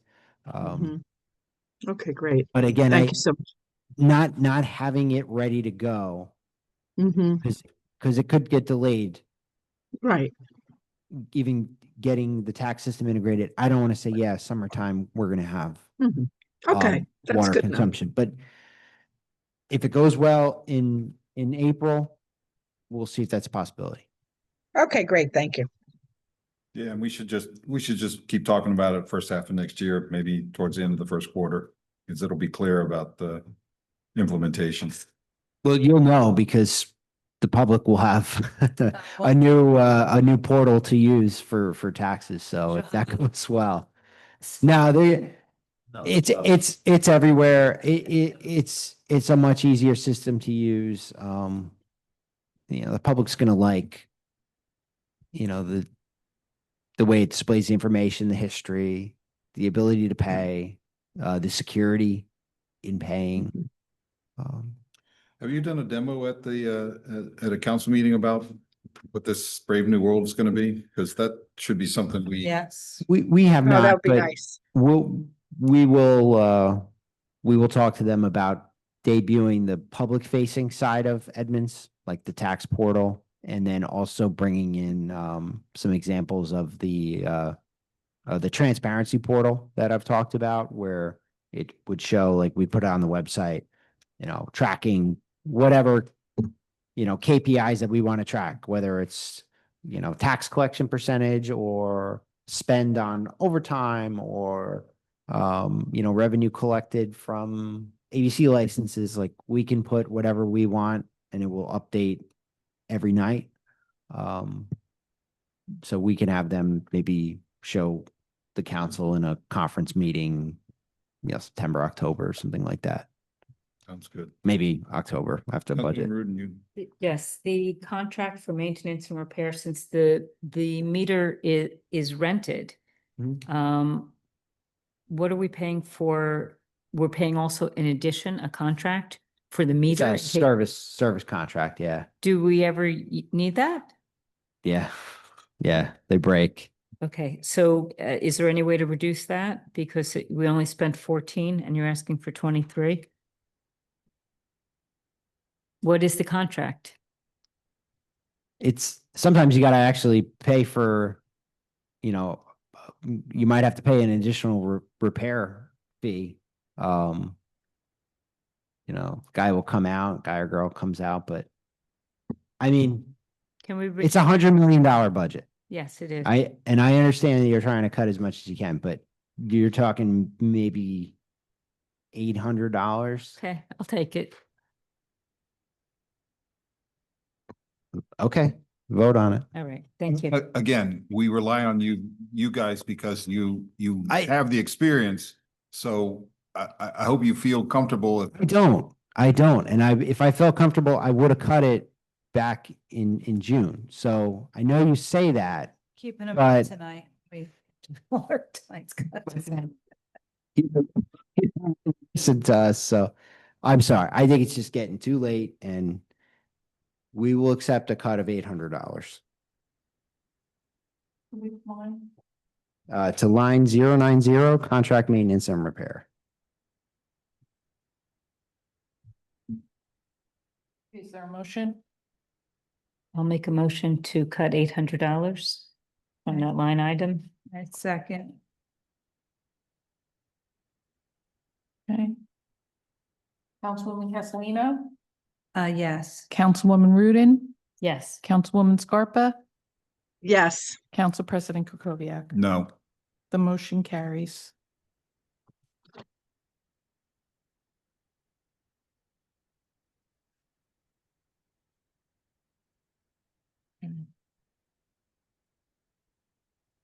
Okay, this is information, page 42. Wait a minute. Yeah. Page 42, information technology, salary and wages. The ask here is for $324,253.20. I do want to point out that we have an offset amount of $10,000 for one of our department heads for the work that he does with the website and even some general IT work. So as you can see, that offset is listed and that employee is named. Other than that, Just a quick, everything just a aside. question. Why would the offset not be listed somewhere here so we'd know what it is? I know you know, but Yeah, I listed it underneath. I just didn't put it on the line because I didn't want it to be included in total salary because it's not part of base salary. It's a separate line item. I just noted that person up there. There's probably a cleaner way to do it, but it is for that individual. I don't want to say the name, even though it's on the screen. It's also on the website. I mean, like, yeah, Okay. it's on the website. Madam Clerk. Yes, sir. Am I doing? Oh, I'm sorry, Mr. Charles. Thank you, Mr. That's what I President. meant to say. It's okay. I get you Wait. guys confused all the time. That's bad for her. So the board in our report, we're taking a look at possibly removing the longevity for non-union and non-contractual employees. I don't know if that's an opportunity here. Moving forward, possibly, that is maybe savings of about 16,000 on this particular item. So, well, I spoke to the CBAB about this and so this is an unrepresented employee. I think it would be very difficult to reduce someone's salary. So, and I think I said that to CBAB. We're civil service. I think it just would be very difficult to lower someone's salary, but, that being said, it is an unrepresented employee. You could try to remove longevity from someone, but I don't know how successful you would be. I really don't. We got rid of longevity for all future employees many years ago in the unrepresented. So we only have, is it 2 or 3? Not even that many employees that still have it, but it would be difficult, I think, to reduce the salary, but this person is not covered under a collective bargaining agreement or an employment contract. So, How long? Councilwoman Scarpa? Yeah, these are pretty high salaries though, aren't they, compared to industry standards? How do they compare? And is Joe T in here or is he under some consulting fee? he's in the operating expense, because he's part of a third-party vendor. Okay.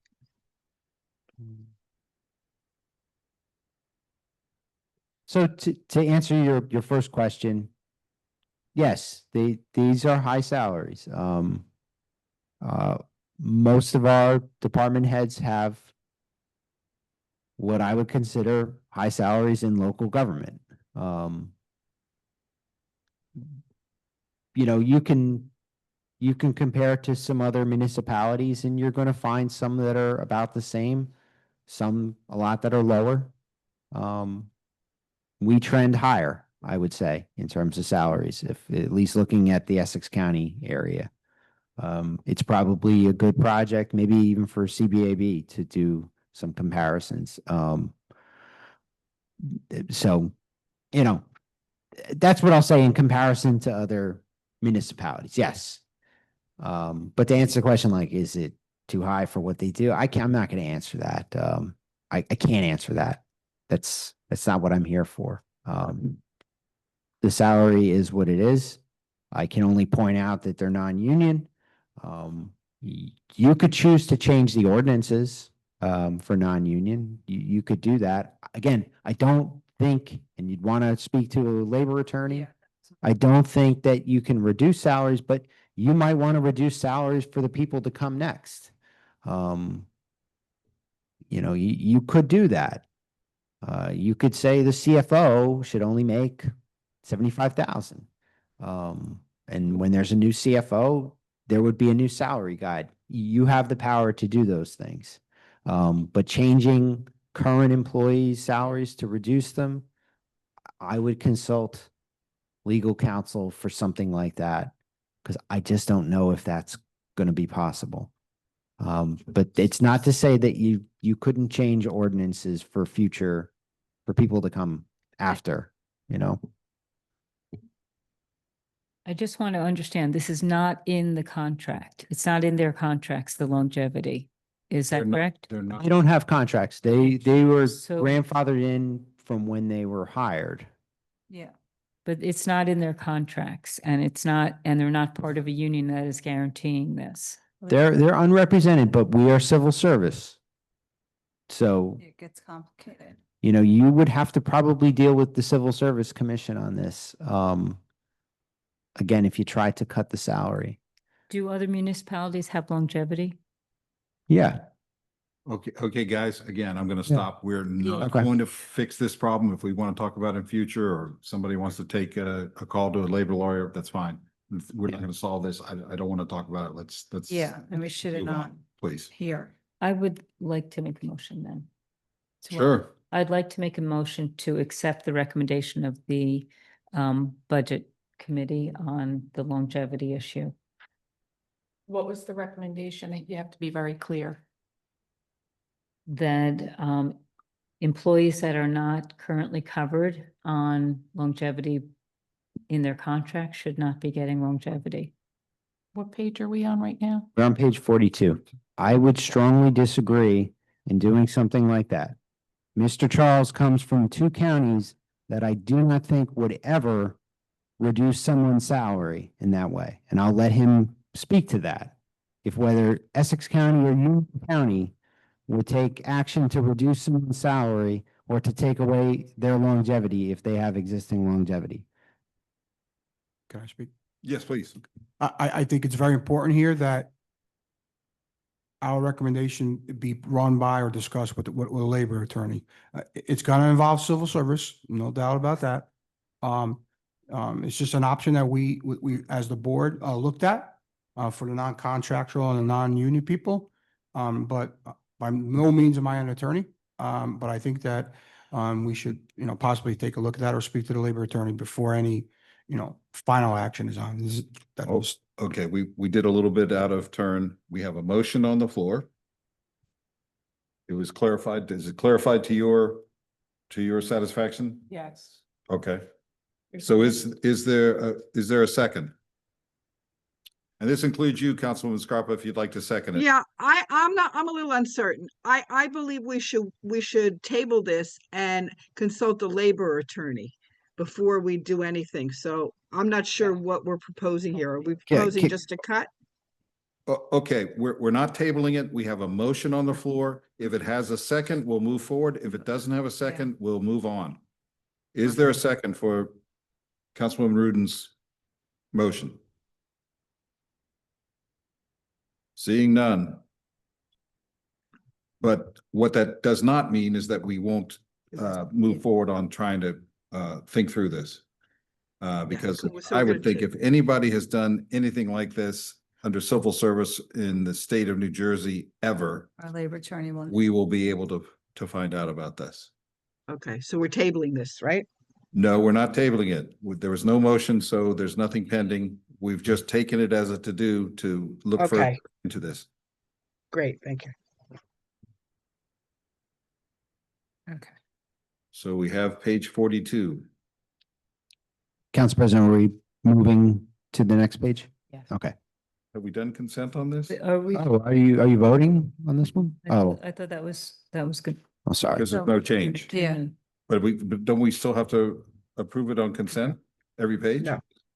Yeah. No, we're not. No, we're not gonna No. approve it. the motion that Councilwoman Rudin spoke was not about the page. Oh, okay, it was about all right, Indirectly, yeah, because she was gonna remove it. right, that's why I Oh. asked Yeah. Mr. Detiniak what page we were on. Yeah. We were not going to remove this tonight. Well, I don't think the votes are here to Yeah, remove yeah. somebody's salary. 42 staying. Longevity. So it was coming back to this. Yes. 'Cause if- We never Coming left. back to it. We never left. Right. We're still on page 42. We just need consent. No, we're coming back to it, I thought. Yeah, so that's what I'm asking, because if you're gonna find out what you need to find out, do you Right. want consent on this, or do you? No, want- we don't want to consent. We want to look into I'm it. asking Council President, Oh, I'm sorry. do you want to come back to this? Let's take a vote. There seems to be a difference of opinion. Because So everything we've talked about that, we're gonna come back to. I understand that. Yeah. Councilwoman, Okay, so I'm gonna recommend we come back to it only because there seems to be questions about it. So I think there should be some due diligence on the council's part so we could clear this up. Because to my understanding, there's two other employees in the booklet that fall under this category. And I think we owe it to our employees to give them some comfort level. We're not here to yank salaries and whatnot, but questions come up, and unfortunately, for those involved, we have to do our due diligence, so. I also, and I'm not an attorney, and maybe we should have had one here. We are seemingly moving past funding a department and talking more about specific compensation for an employee, and that's where, This is a personnel. yeah, I just don't. Matter. You're walking into a personnel matter, and Yeah, so, we're not supposed to be talking about personnel here. I don't want any of us to put ourselves in a bad position okay, so. because of that. That's the only thing I bring up about it. Just consent on it for now then, and then we could revisit it, Councilwoman. Revisit. yeah, we have approximately 2 months to delve into this. If anybody wants to delve into it. Okay, We could So- ask the question for labor. right, Yeah, okay, let's consent. then. all right, all in favor? Aye. Any opposed? Consent. Let's keep going.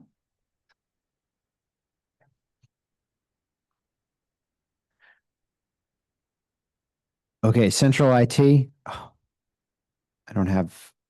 I had detail budgets. I think I showed everybody. Pretty- And this reflects the changes that we made. We did have detail. I apologize, but this does reflect the reductions we made back in June. I can assure you. Put the detail back in for the final budget. Yes, I'll put those pages in. Yeah, Because I think we all remember when I broke out the pieces, but this does represent the cuts that we came up with. So if you want to move on from these because you want the detail again with the cuts, or if you trust me in that I integrated all the cuts we agreed to. yeah, if you put that in, that would be helpful. Can we hook you up to a lie detector really fast? You Just to be sure. We trust you, but could put a hole in my We'll head. I don't verify. care. Mr. I Charles, apologize. you know about. I had the about detail, polygraphs a yeah. lot, so. So I just want to talk, in the report, there's 3 immediate actionable items, and the board recommended that we get some more data and some more support. We didn't know that there were supporting documentation.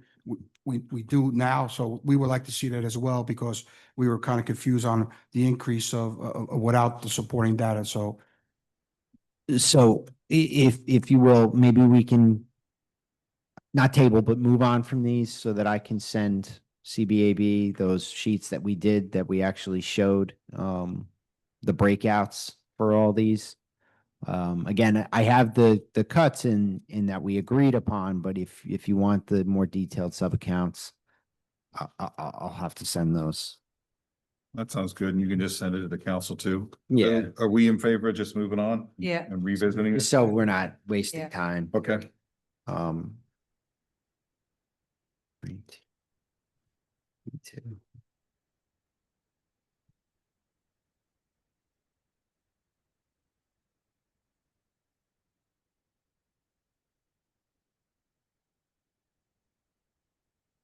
Moving on to page 48, tax collector. Why did we just skip over? So we're skipping over the IT because when we I can't remember which hearing it was. I came back to the council with more detail on the IT. We did new breakouts on the sub accounts and listed out the individual vendors and the projected spend. And then we came up with cuts based on that. So the sheets that you have in the introduced budget represent those cuts, but I didn't put in the detailed sheets into this budget document. I had just updated because it's all linked to, like, all the reports are linked to each other. So I don't want to go through those pages again without revisiting the detail that I came up with in case you want to make additional changes. So we're just going to skip the IT for now and we'll go to tax collector, and I will get you those sheets and we can vote on them at the next hearing. Tax collector, the only thing of note is that one of the employees was transferred to central purchasing, so that employee is in central purchasing as well, prorated, and is prorated in the tax collector's office. We do get to utilize that employee in both departments as necessary. So when we get the quarterly tax flow and the sewer bills coming in, we can float this employee over to tax, but for allocation reasons, the majority of their work is now central purchasing. That's why they're allocated to central purchasing. So any comments, questions? They want to move on from. We're skipping IT. We're coming. 44. Yeah, we're on page 48, yeah. 44 through 47.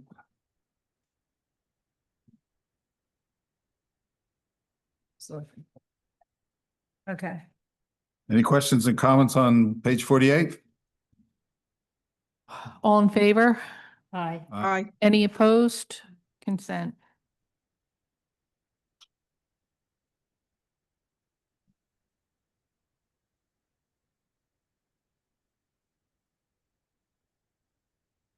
Page 49, this is the tax collector, other expense line item. The administration came up with a cut of 25,000. Well, we all came up with a cut of $25,000, reducing the total to $95,401.64.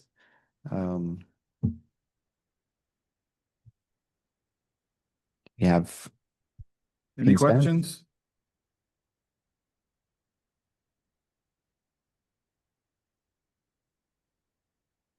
Consent? All in favor? Fill my note. Aye. Aye. Any opposed? No, this one I'm good. Consent. Okay, I think that we had asked for an explanation of miscellaneous. Did I not give the detail on that account? Nothing, Well, you knocked out 25 grand. but there's still the junk drawer of 070 of miscellaneous, and I Yes. think that we should know what we're spending $95,000 or $70,000 on.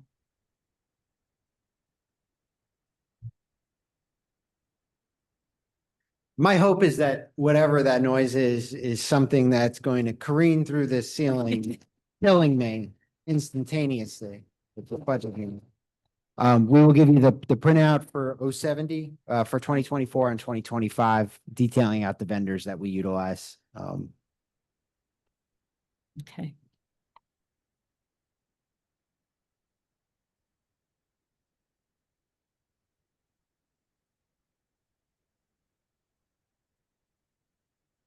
Does anybody want to wait until we get that to vote on? Already this? voted on. Oh, it's already voted, so, I okay. mean, you could vote again later on. It's- So like, this is all, Yeah. this can all be changed. Okay, 50. Whizzing away here. Page 50, Township Treasurer. This is me. This is my other expense line item. So we took out municipal finance courses because we don't need that. I have my CMFO. My assistant is paying for her own classes. So the budget went from $2,589.52 to $1,749. Well, I think you win the award for the most percentage decrease in the departmental budget. Nah, we'll have some bigger ones. And the tax assessor has the smallest OE budget, so he wins. We have to give you a trophy. Wait, we don't do trophies anymore, right? There were no money. I'll come up No. with something. All in favor? Aye. Any Aye. opposed? Consent? So I'm just going to take a second here to ask everyone when we want to end tonight. It's clear we're not going to get through by 10 o'clock. We are roughly halfway through. What's everybody's preference? Do you want to go to 9 o'clock? Or do you want to go to 10 o'clock? I'd like to go to 10 o'clock because I won't be here next week. Oh. Yeah, because she's not going to be here next week. Well, only because even though it seems like we're halfway, we're really better than we think because most of the other like there's pages of like employee stuffs that really we shouldn't need to really address. Can we order in a pizza? Just kidding. I mean, but that's. I think we should power through and get it done. I hear a negotiation coming We'll on. leave out the window. I'm okay with whatever. Well, nobody ate though. I don't know. I mean, nobody ate. We adjourn when the pizza arrives. I went home and ate early. Okay. Okay, let's be serious. What do we want to do? We're scheduled till 10 according to the 48-hour notice, so. And we cannot go over 10 if, If we go up past 11. Not that I want to do that tonight, but. What would everyone like to do? Would you like to work to 10? Do you want to do sooner? It's gonna just, I'm fine working. I'm good working. how about you, Councilwoman Scarpa? Yeah, I'm fine. Whatever anybody wants to do, I'm good.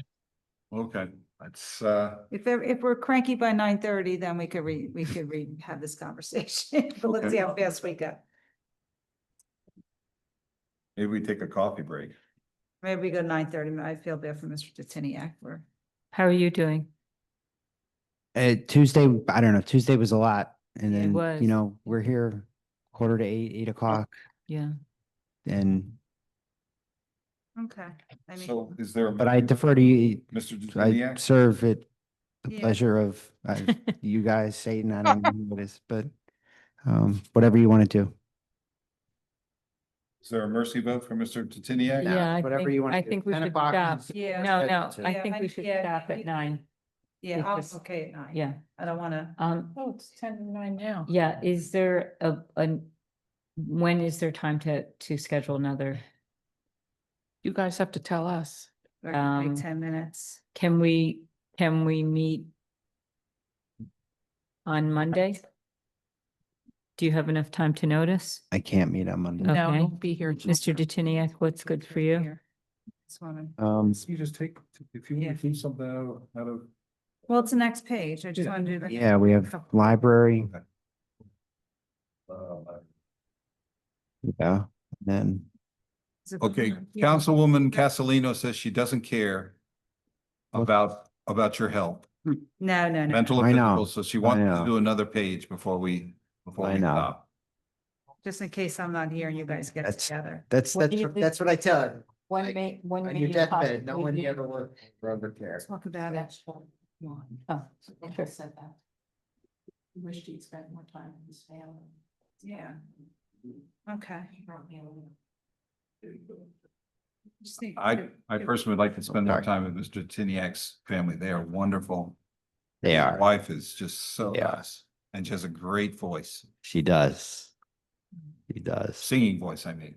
She's a Yes. great Honor, singer. just be a famous opera singer so I don't have to work, please. Okay, so we've agreed, I think we've agreed that we're gonna call this the Detiniak Mercy Rule. We're gonna do one more page that Yeah, uh up to 50. I'm gonna. Councilwoman Castellino wants, Sweet irony, it's me. Yeah. and then we're going to. Yeah, it has the plan around. That's Okay, so we are, 51, 51. Yeah. I at least want to go. Fitting that we end on Yeah, May. now we're ending. Yes, I just want to Yeah. get through 53, that's all. okay. Page 51, this is the comptroller's office. This is obviously me and my assistant and payroll and I will call her like my chief accountant, even though it's keyboard clerk too. But that's really her function. The ask is $443,287. A reduction from what it was in the previous year. any questions? Favor? Aye. Any opposed? Consent. What's next, Councilwoman Castellino? 53. We're not doing 52? 52. But then we just approved. We just did 51. 51. I'm sorry. I think we need to change this to the Detiniak Castellino Yes. Mercy Rule. Page 52, accounts and controls. We originally asked for $347,300 and there was a reduction of 14,500. This budget is increased this year because of the implementation of Prime Point. So it will go down in 2026.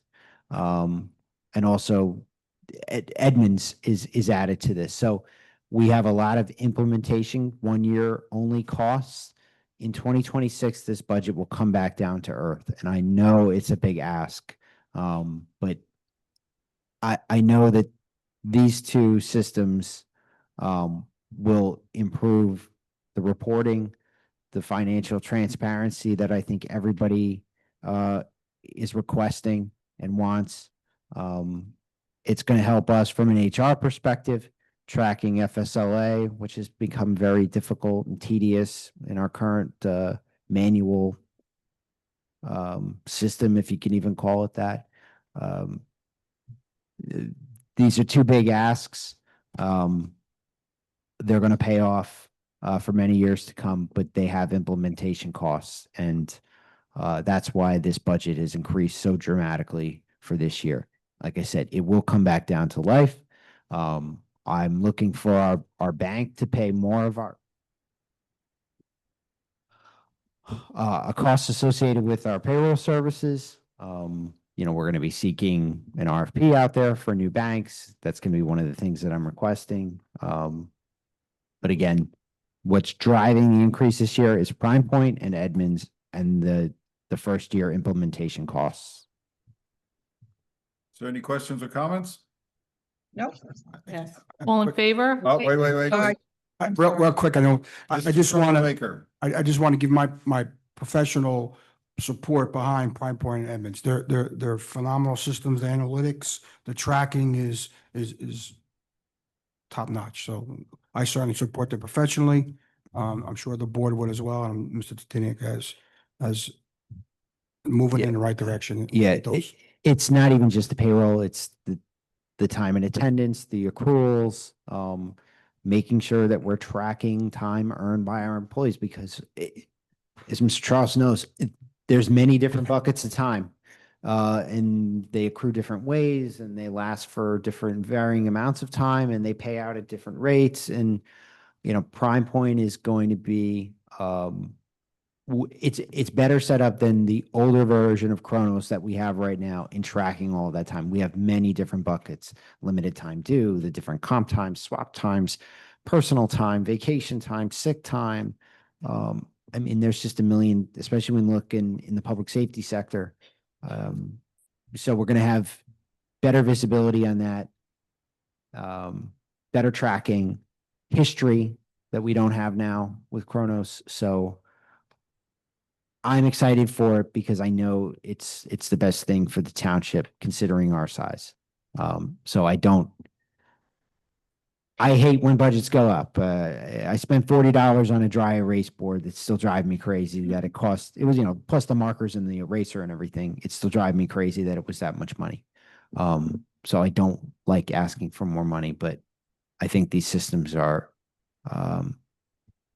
incredibly, powerful and necessary for us. In the reduction side of things, we had a reduction in the regular audit expense. The previous auditor did a lot of work beyond the scope of the audit, which led to additional charges that sort of got buried in that line item. Say McQuine and Company. First of all, it's a better price than the former auditor, and they don't do all that outside work. So it's strictly the audit, and there's some other reports related to the audit, municipal court report. We have them doing our required Section 8 HUD financial work. There's a HUD report they have to do, and the animal control dog report. So, Mr. Detiniak. Yeah. You had me at hello. oh, okay. Is there any other comments? Madam Clerk? All in favor? Aye. Any opposed? Consent. What's next? Councilwoman Castellino? 53, Oh. my favorite Yes. page. Page 53. Okay, what am I you doing? probably know where I'm going with this. So- Yes. So I appreciate you changing. We had on here the council. And I appreciate my colleagues' support. We took economic development out prior. And on this page, we were having a deputy department head, and now this changed to full-time planner. Correct. Okay, so my concern was the level of the planner.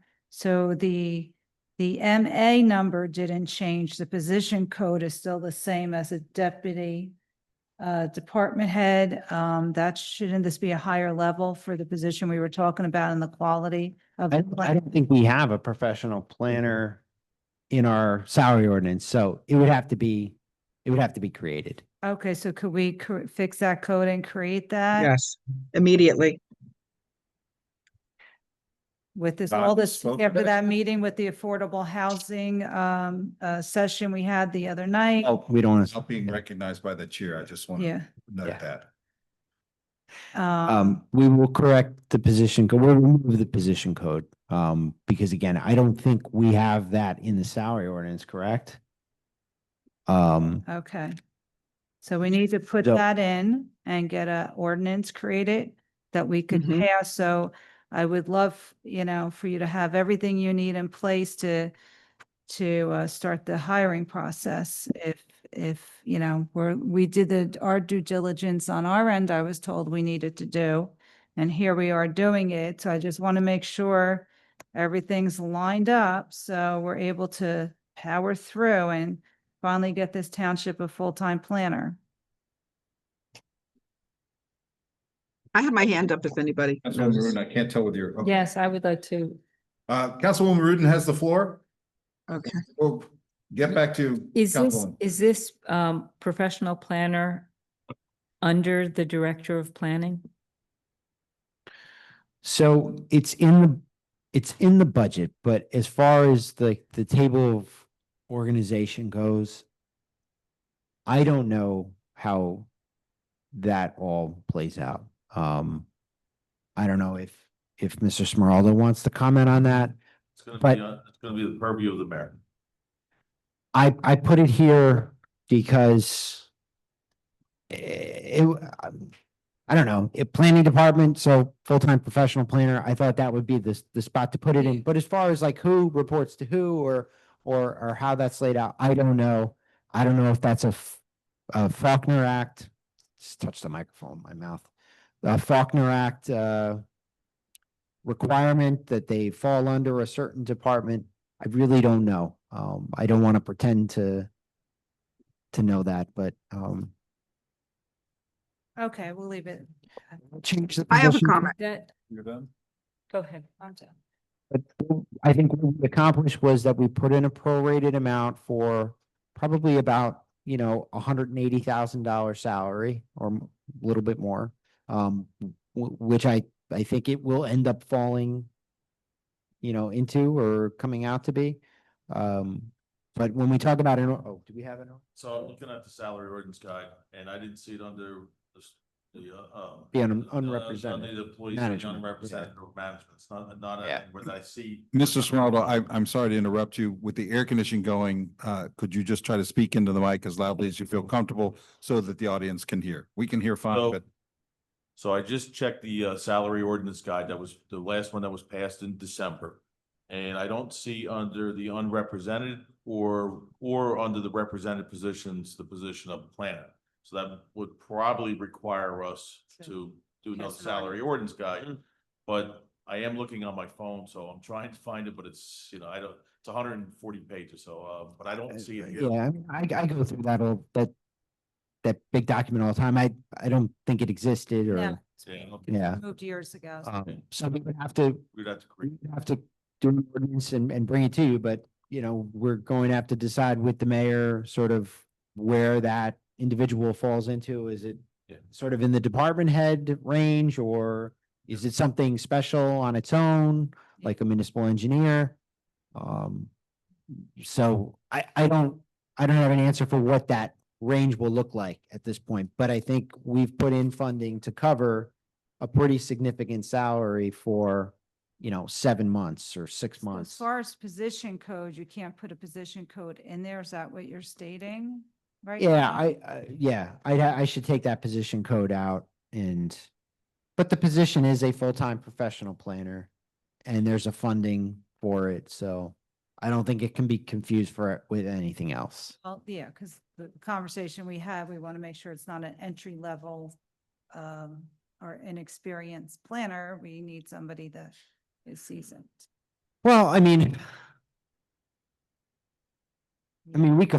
you could hire a full-time professional planner that is like 6 months out of school. Because I don't But think we that, don't- that's I don't think we want to do that, No. but I'm saying like, I don't think the position would dictate. That'd just be a waste of money. Yeah, I think obviously we're looking for someone that can handle a community of this size and diversity and, with its housing obligation and Yeah. all that, so. In fact, is there a job description? We have a job description as well with this salary ordinance when it's created? We'll create. Huh? We'll create one. Great, thank you. And if you know anybody If you got a guy. or gal Yeah. or non-binary or, whatever, it's. I mean, this has been a decade, you haven't been here, but it's been a decade-long conversation that severely needs to end. As my husband keeps telling me, he's tired of hearing it over the telephone. But Councilman, you're correct in that this is related to the 125. I'm sorry. no, I was just acknowledging the sign that Mr. Fagan holds up. That's what I was doing. It's no big deal.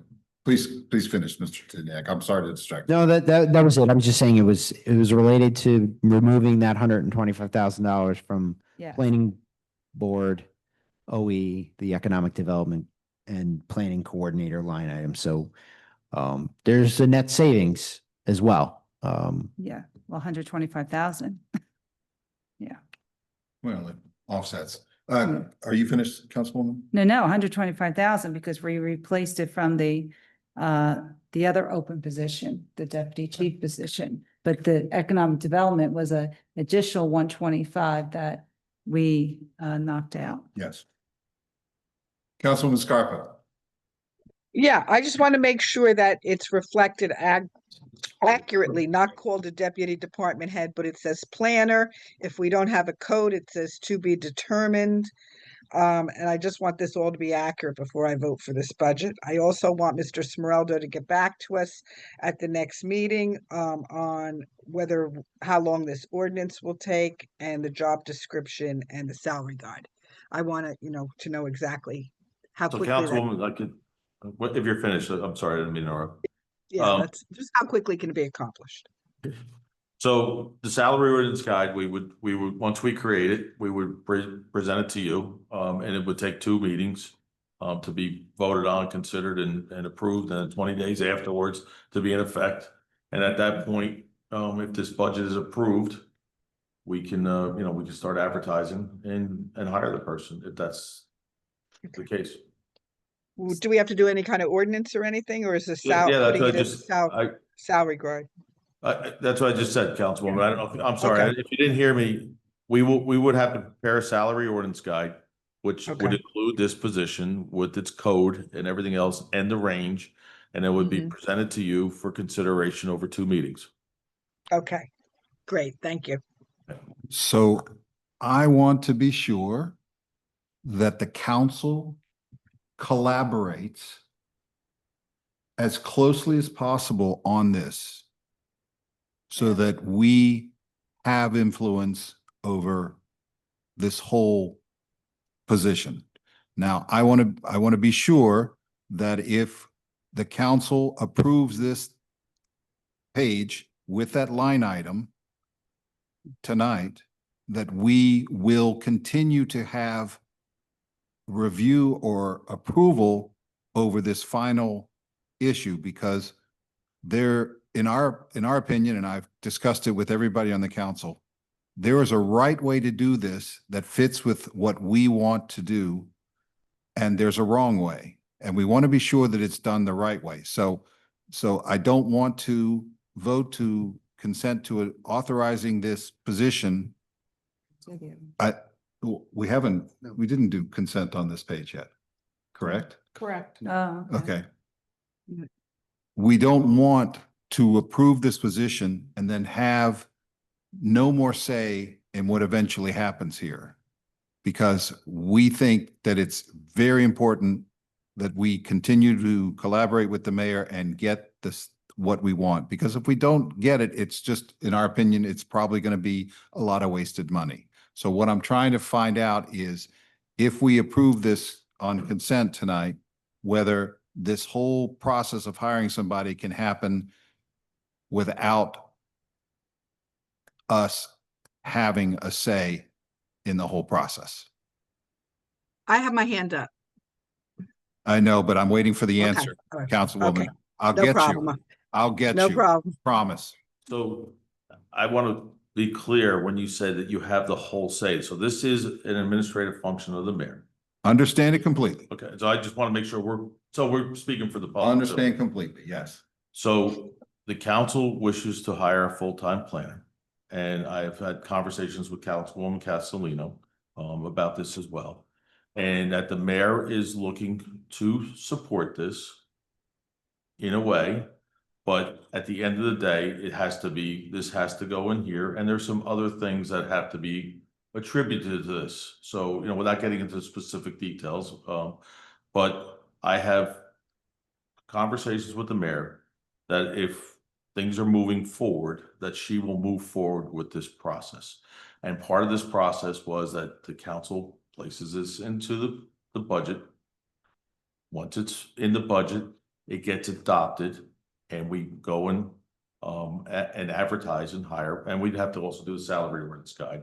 We would move forward, but there are other outstanding factors that may or may not contribute to this, but this is part of the process that the mayor has agreed to in principle, and I could say that to you. Okay, so that's my assurances to you at this point. Okay, and I spoke to the councilwoman too when we go to do the advertisement, that we will share what we're looking for in part of the hiring process, as far as the job description. So we can share with you what the job description would look like. The one thing I can't assure you is who the candidate's going to be, what they're going to be. So, but we will do our due diligence in advertising and things of that nature. I don't want to speak for my fellow council members. So I hope that I've Yes, answered yes, what yes. you're looking. We have two major concerns. One is the job description. We, the council, want to have a say in this, and we understand that this is administrative function, and legally, we don't have any legal right to be involved in this, but we definitely want to be involved in this in creation of the job description so that we get the person that we think, and hopefully that we agree with the mayor on what the township needs. And the second issue is where this person is placed within the organization. And again, we recognize it's an administrative function, but we think where this person sits in our organization can have a substantial impact and a potentially negative substantial impact on the quality of the person that we can hire. And so I don't want to speak for my other colleagues, but those two issues are very important to me to get the type of person that we think the township needs. So to answer both your questions, I will commit to you that I will share the job description with you. I don't think that's a difficult lift, and we can do that. I don't think that's a big issue. To actually where the person is going to land, I'm not going to commit to that tonight because again, that is the mayor's purview. Yes. But I will guarantee you that I will have that conversation with the mayor, and I've had that conversation with the mayor. So I just don't want to make that particular commitment to you. But I will make sure that once we know that this is going to be placed in here, and if you decide to place this in here, we will start to look at making the salary ordinance guide and to start looking to get the job description ready for availability. We're not going to advertise until this is actually approved, because if the money's not approved, then obviously we can't hire someone. So we would not, and once the budget is adopted, we could start and if we know that the budget's going to be adopted, we can start advertising for that person. Because I don't want to advertise for somebody and then also we don't have it. Right. And I'm not really focused on that. I'm focused on what are the big steps that need to be done where the council is comfortable with the decision about what the job description and what the duties of this person would be and where they sit in the organization. And what I don't want to happen is for us to authorize this position and then we have no more say in what's going on, because we recognize that this is an administrative function. And so we don't have any legal rights here, but we also think this is a great opportunity to demonstrate collaboration between the mayor, her administration, and the council. And if we can't get that, then I don't want to waste everybody's time and money. I just want to make it clear, and I'm not trying to be negative, but those are the things that are important to me. I don't know about my colleagues. So again, I've had this conversation plenty of times with Councilwoman Castellino, and I've assured her that I'm pushing this along. And I can tell you that I'm pushing this along. But I can't tell you if the mayor is going to 100% endorse it, because this is her conversation. This is her, it's under her purview. But I will tell you that the mayor has agreed in principle to move forward with this. And that I can say for certainty, okay? And I think just thinking out loud right now, we know that we're going to be meeting on September 30th for the second final introduction. I would suggest that we get everything in play for that meeting, including the introduction of the final reading and the introduction of the salary ordinance guide. We'll have the advertising. If you pass it on first reading, we'll advertise the position, because then by the time we get to the second meeting, you'll pass it, and by the time we hire somebody, it's not going to happen overnight, the hiring. But I think that may be a fair enough plan to share with everybody here, and for your consideration. And if you think that's a fair enough consideration, that's something we should move forward with. I don't want to bring you a salary ordinance guide on August 12th or September 8th when we don't know if the budget's going to be finally passed. I think that's in fairness to everybody for either the work and everything else. And that's something we can also talk offline about, getting that ready ahead of time. But I'm throwing that out here now in the general public so that we're discussing this openly. Yes.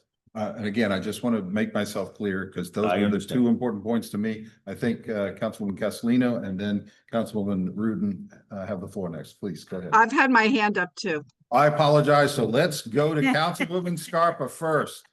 Okay, I don't recall the order, but please. right.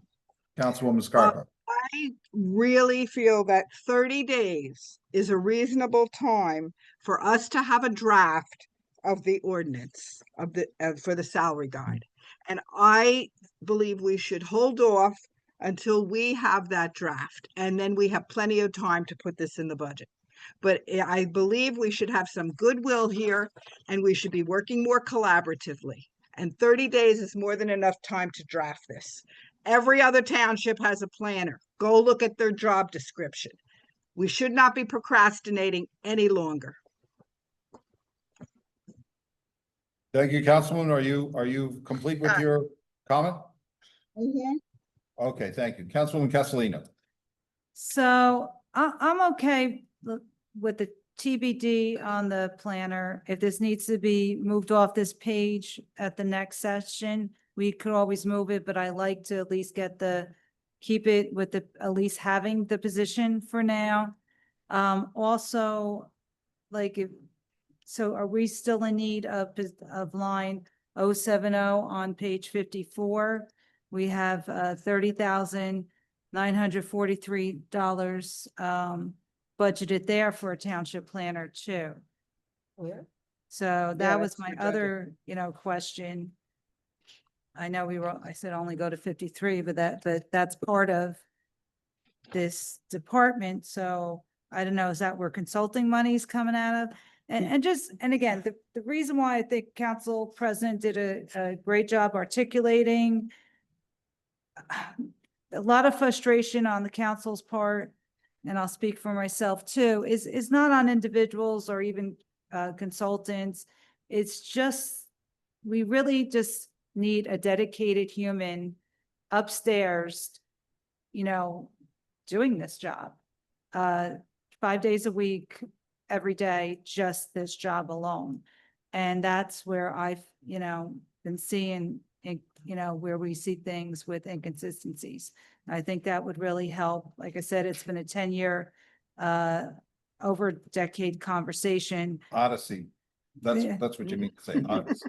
But again, with that line there, what are you gonna do with line 070 Township Planner on page 54?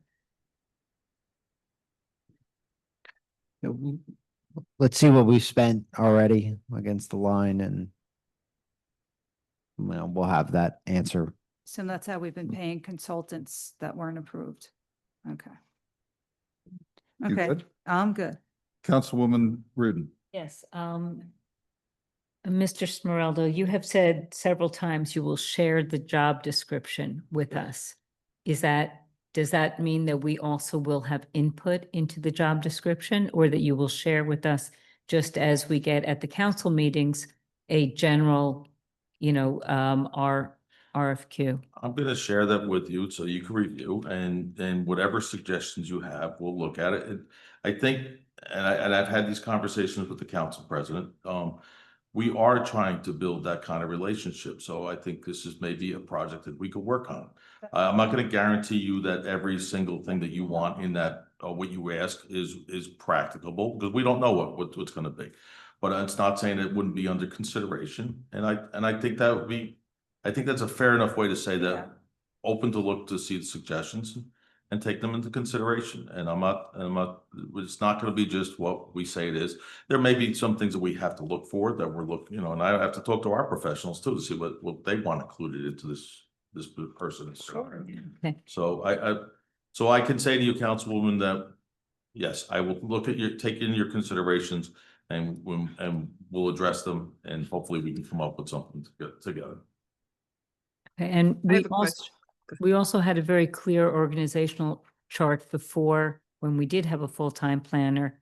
And I would like to request that same organization go back in place, because what was created after the professional planner left was not what was running this town for years and years and years before. Well, again, And- I think that again goes back to what the mayor wants, and I'm not gonna answer that question for you tonight, only because I have to consult with the mayor. Understood. Councilwoman Scarpa. Yes, I'd like to ask Mr. Smeraldo if he agrees that 30 days is a reasonable time for us to give us a draft for the planner. To get our input. Councilwoman, all due respect, that's not gonna happen. I just laid out a plan. I just laid out a plan where I said that once we get past this budget, and I asked you to consider it, is that we look to, I can't guarantee that today's July 24th, that by August 24th, I'm not saying we can't get it prepared. But if we don't have everything in place by the September 8th meeting, it would be a fruitless exercise. I will commit to you that we will get this work done. If we are moving forward, I will commit to you that you will get copies of it. And I will make sure that it happens. But just to put an arbitrary date of 30 days, I'm not going to make that commitment to you because I don't want to say something to you Yeah. that I don't deliver on. I will deliver. If all this goes through, I will have this delivered to you. And that I can assure you about. Well, I don't want to approve this page unless there's a reasonable effort. So I'd like to ask you to make that effort. If there's a problem, let us know. And I don't want to approve this page today. That's your prerogative, Councilwoman. I'm making that commitment that I'm going to work with you on this. I think I've said that enough here tonight that I will work with you on it. But I'm not going to commit to a 30-day time frame and it doesn't get done. It will be done in the time frame that we discussed so that we can move forward. And I am backing to push this position as I clearly articulated to everybody. And Councilwoman Castellino could tell you that because I've been speaking to her for the last several, I think once a day. For the last Months a day. Yeah. I'm not asking, crazy. I'm not asking for a Yeah. drop dead. I I'm call her asking you house to now and make she a says, Tony, hold reasonable on. effort. I'm not asking for a drop dead date. I'm asking for a Yeah. reasonable effort to get it done in 30 days. If you're having a problem, let us know what that problem is, but I'm asking for a reasonable effort. Yeah, it's just- Councilwoman, I will commit to a reasonable effort. I will Yes. promise you that will happen. I'm just not going to commit to a date. All right. I promise you we will move this forward. I trust Mr. Smeraldo. So What, I don't want to lie to you if it's not done in 30 days. yeah, I'm being honest with you. I'm being upfront with you. So Okay, well, I want to hold it will off be till we work see done. what happens. Yeah. Okay. All right. I'm holding off on, I think we should hold off on this, voting on this until We are. okay. if this is in the time frame, if this is in the budget, what is your time frame? I'm not clear. What I said before is that, so we can't move forward. If Mr. Deteniak said at the last meeting that we're looking to have September 30th as the adoption, correct? So we would then have the money in the budget. So what I said to you earlier was that if we can get this created, if we know we're moving forward with this, I will have for first reading the salary ordinance guide at the September 30th meetings, which I'm assuming everybody will approve because we're gonna, I'm assuming it may be approved. Right. I'm making the assumption, Council President, that we're moving forward with this. And at that point, we will have had created the salary job or the salary, the job description prepared. We can then, if we know we're going to adopt, we can then start advertising. Because I can't advertise and hire a person if there's no money in the No, budget. we need a Understood. budget. So I think that's where we have that fair timeline of September Yes. 30th, so that we have our marching orders. We would have everything prepared before the 30th so that we can proceed with that. And I think that's That's a fair. time frame that works only because we only have August 12th, we only have September 8th, and then we have September 30th for these meetings. We only have 3 meetings to get this accomplished on anyway. It's not, if we have more meetings involved, if we had another meeting in August, we could move up that timeline, but we're kind of tied. Okay. So, Councilwoman Scarpa. Yeah, I still think this is a very easy document to put together. I could probably do it myself with, and I think, September 8th at the very latest. I mean, this is ridiculous, this procrastination. I think we need more of an effort. How much more? If the money's not there, why don't you pass the? Council, we gotta pass the money. Tonight, we're not gonna vote on it. So again, we're now pushing 9:30. But can I ask a question? Please. If we have a salary ordinance in place earlier, as Councilwoman Scarpa is requesting, it doesn't obligate you to fill the role. Why not get this done earlier and respond to her request? Just to perhaps clarify, he's not saying he's not going to do that. Right. He's just not committing to a specific date of what he wants to do. right, I'm committing to get the work done. I'm just saying, Yeah. if we're not gonna have it ready, why are you gonna go through the exercise? I'm also trying to save you work. Why are you gonna go through the exercise of introduction and everything else? And then, so, I mean, If you want to vote on it earlier, but we could vote on it earlier, but it's not gonna, we have no money to fulfill it. So, That's correct. so So that's all I'm just saying to you. That's, Okay. Well, I hear what she's saying in the Ethernet. And I think that putting it forward with the salary ordinance doesn't do any harm, and it will move us forward in the process. Otherwise, we are stuck at the date that you suggested, which was September 30th, that we're first doing the ordinance, and then we have to wait and put out the RFQ. So I would like we're not, first of all, we're not putting out an RFQ. We're gonna be putting out a job description. We cannot hire anybody unless there's money that's been approved in the budget. The next council meeting after the 30th is October 4th, 16th. Bless you. Thank you. Is the 16th. By the time we advertise, by the time we bring in people to interview and hire, realistically, we're not gonna be having somebody on board anyway till late October as it is. So the salary ordinance will match with being approved, will be matching with the time the person gets hired. That's all. It's just from our experience of what is it, if it makes everybody feel happier, if we want to try and get it for the September meeting, we'll put on for September meeting, but it's just, we're not guaranteeing that this is gonna be passed, I think that you can see that there's unanimous support for this position. Absolutely. And there is plenty of time to put together a salary ordinance that could be on the agenda on August 12th. And at the same time, a job description could be written and gotten out there. We are in a crisis of planning here in West Orange, and that's why we are all standing together and asking for this to be moved forward. So can I request that this be on the ordinance for this salary, since it's quite obvious that we are all going to support this? I understand you support it. There's one factor, as I keep mentioning, I need to go back to the mayor and get the final approval. So before I commit to anything, I'm telling you what my personal commitment to this project is. And I'm going to push it as far and what we can. Okay, so that I can assure you of that. You have been crystal clear over and over again, and I appreciate it. So I think we drained that particular portion of this discussion. I would like to I ask. have one more question. I would like to ask Mr. Charles if the board has considered this and if you can bring any insight from the board's perspective on this. The advisory board for the budget has supported the planning position. I can also tell you that the economic development committee has also supported that. And we said that to the mayor as well.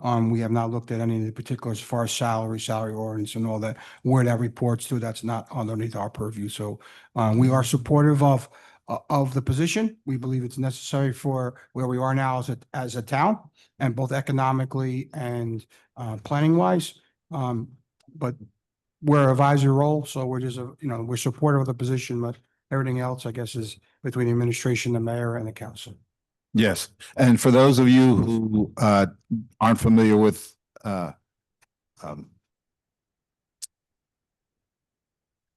he is also the chair of the Economic Development Commission, so that's why he's able to speak authoritatively on that issue as well. So he was, And we will, both commissions, if need be, we will help and assist the council, the administration, as far as crafting any documents or any research or any survey or data that's needed. okay. Councilwoman Scarpa, did you have something else other Yes, than I have the two request questions. for a more defined timeline? Yes, as I provided you planners, Mr. Smeraldo, for the affordable housing, I am totally willing to provide you with a job description for a professional planner and assist you. And my second question is, do we have a job description from Susan Borg, and why not use that as a template moving forward? Too old. I'm sorry, first of all, Councilwoman, I didn't hear, I apologize, the air conditioner kicked on.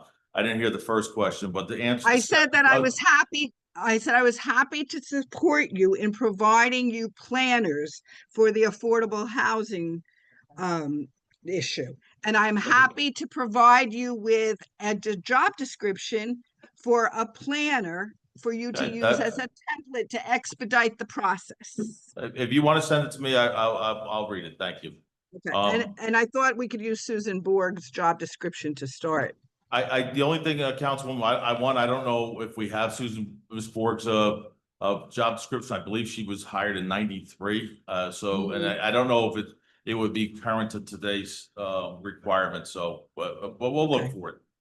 I'll be happy to find something for you to get you started. I would appreciate it. Thank you. No, can I get a commitment to have just the request for this salary position on August 12th? I'm not going to commit to that because as I said, I have to speak to the mayor about it. So It's just an allocation. It's I not- understand. You asked me if I was going to commit. Well, I It's can't commit to it administrative. because It's administrative. it's administrative function and I need the approval of the mayor. So For the mayor.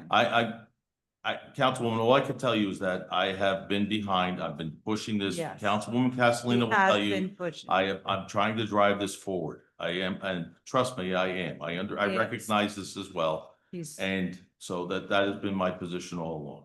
But at the end of the day, I still report to the mayor. So. Yes, indeed. So I'm going to close this off so we can make good on our promise half an hour ago on the Tiniac Mercy Rule. Yes, I tried. I know. So we're going to adjourn the meeting and Is there a motion to adjourn? I make a motion. Oh, wait. Can we talk about calendar? We need a date for the next meeting Oh. before we adjourn. Mr. Tiniac, what availability do you have next week? I don't know if we have anything available next week, because I know I can't do Monday. We're meeting with the library board. Oh,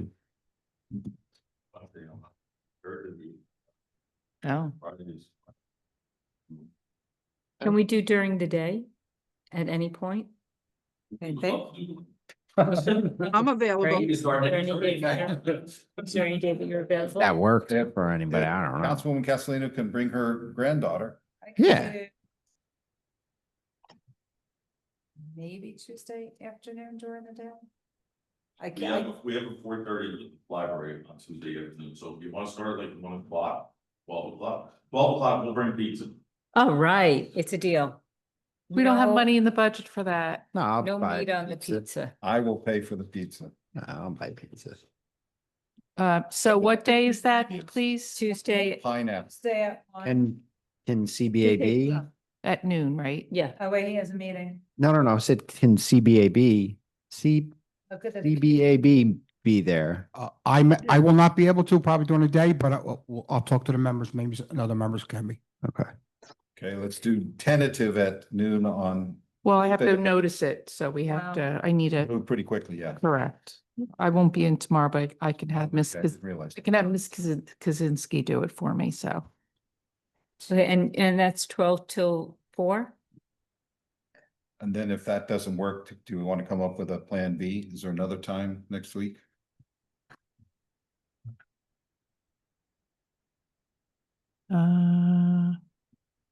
Anything Monday during the day? Sorry? Monday during the day? I can't do Monday. Yeah, but now we got second. We already have Tuesday, Wednesday, Thirty. no. 31st. I'm out after Tuesday. 31st. This Tuesday, after Tuesday? After Tuesday, yeah, I got it. Oh, What Stuff about and- Thursday or Friday? On Friday, during the daytime, Yeah, why not? yeah. do 12 o'clock on Friday next week. Sure. I can't make it, but you guys are more than welcome to. Yeah, With Do that. 12 before again on Friday. sure, why not? Monday and Friday. Okay, 12 before those days. that's good. Or, Wait, Tuesday and Friday. I'm sorry, Tuesday. yeah, Tuesday, Friday, the 29th and the 1st. 24th. Good. Tuesday, the 29th, 12 to 4, Friday, the 1st, 12 to 4. Yep. Perfect. Do you want to just make the announcement again? to the Oh, I'm public? sorry, Tuesday, July 29th, 12 noon to 4 PM, and Friday, August 1st, 12 noon to 4 PM for the next two budget workshops. And if you have any ideas for amending the agenda that I think was handed out to everyone, please send it to both Mr. Tiniak and me. We'll get that updated. Motion to adjourn. Is there a second? I'll second. Aye. All in favor? Aye. Any Aye. opposed? The meeting's adjourned, the workshop's adjourned. Thank you, everybody.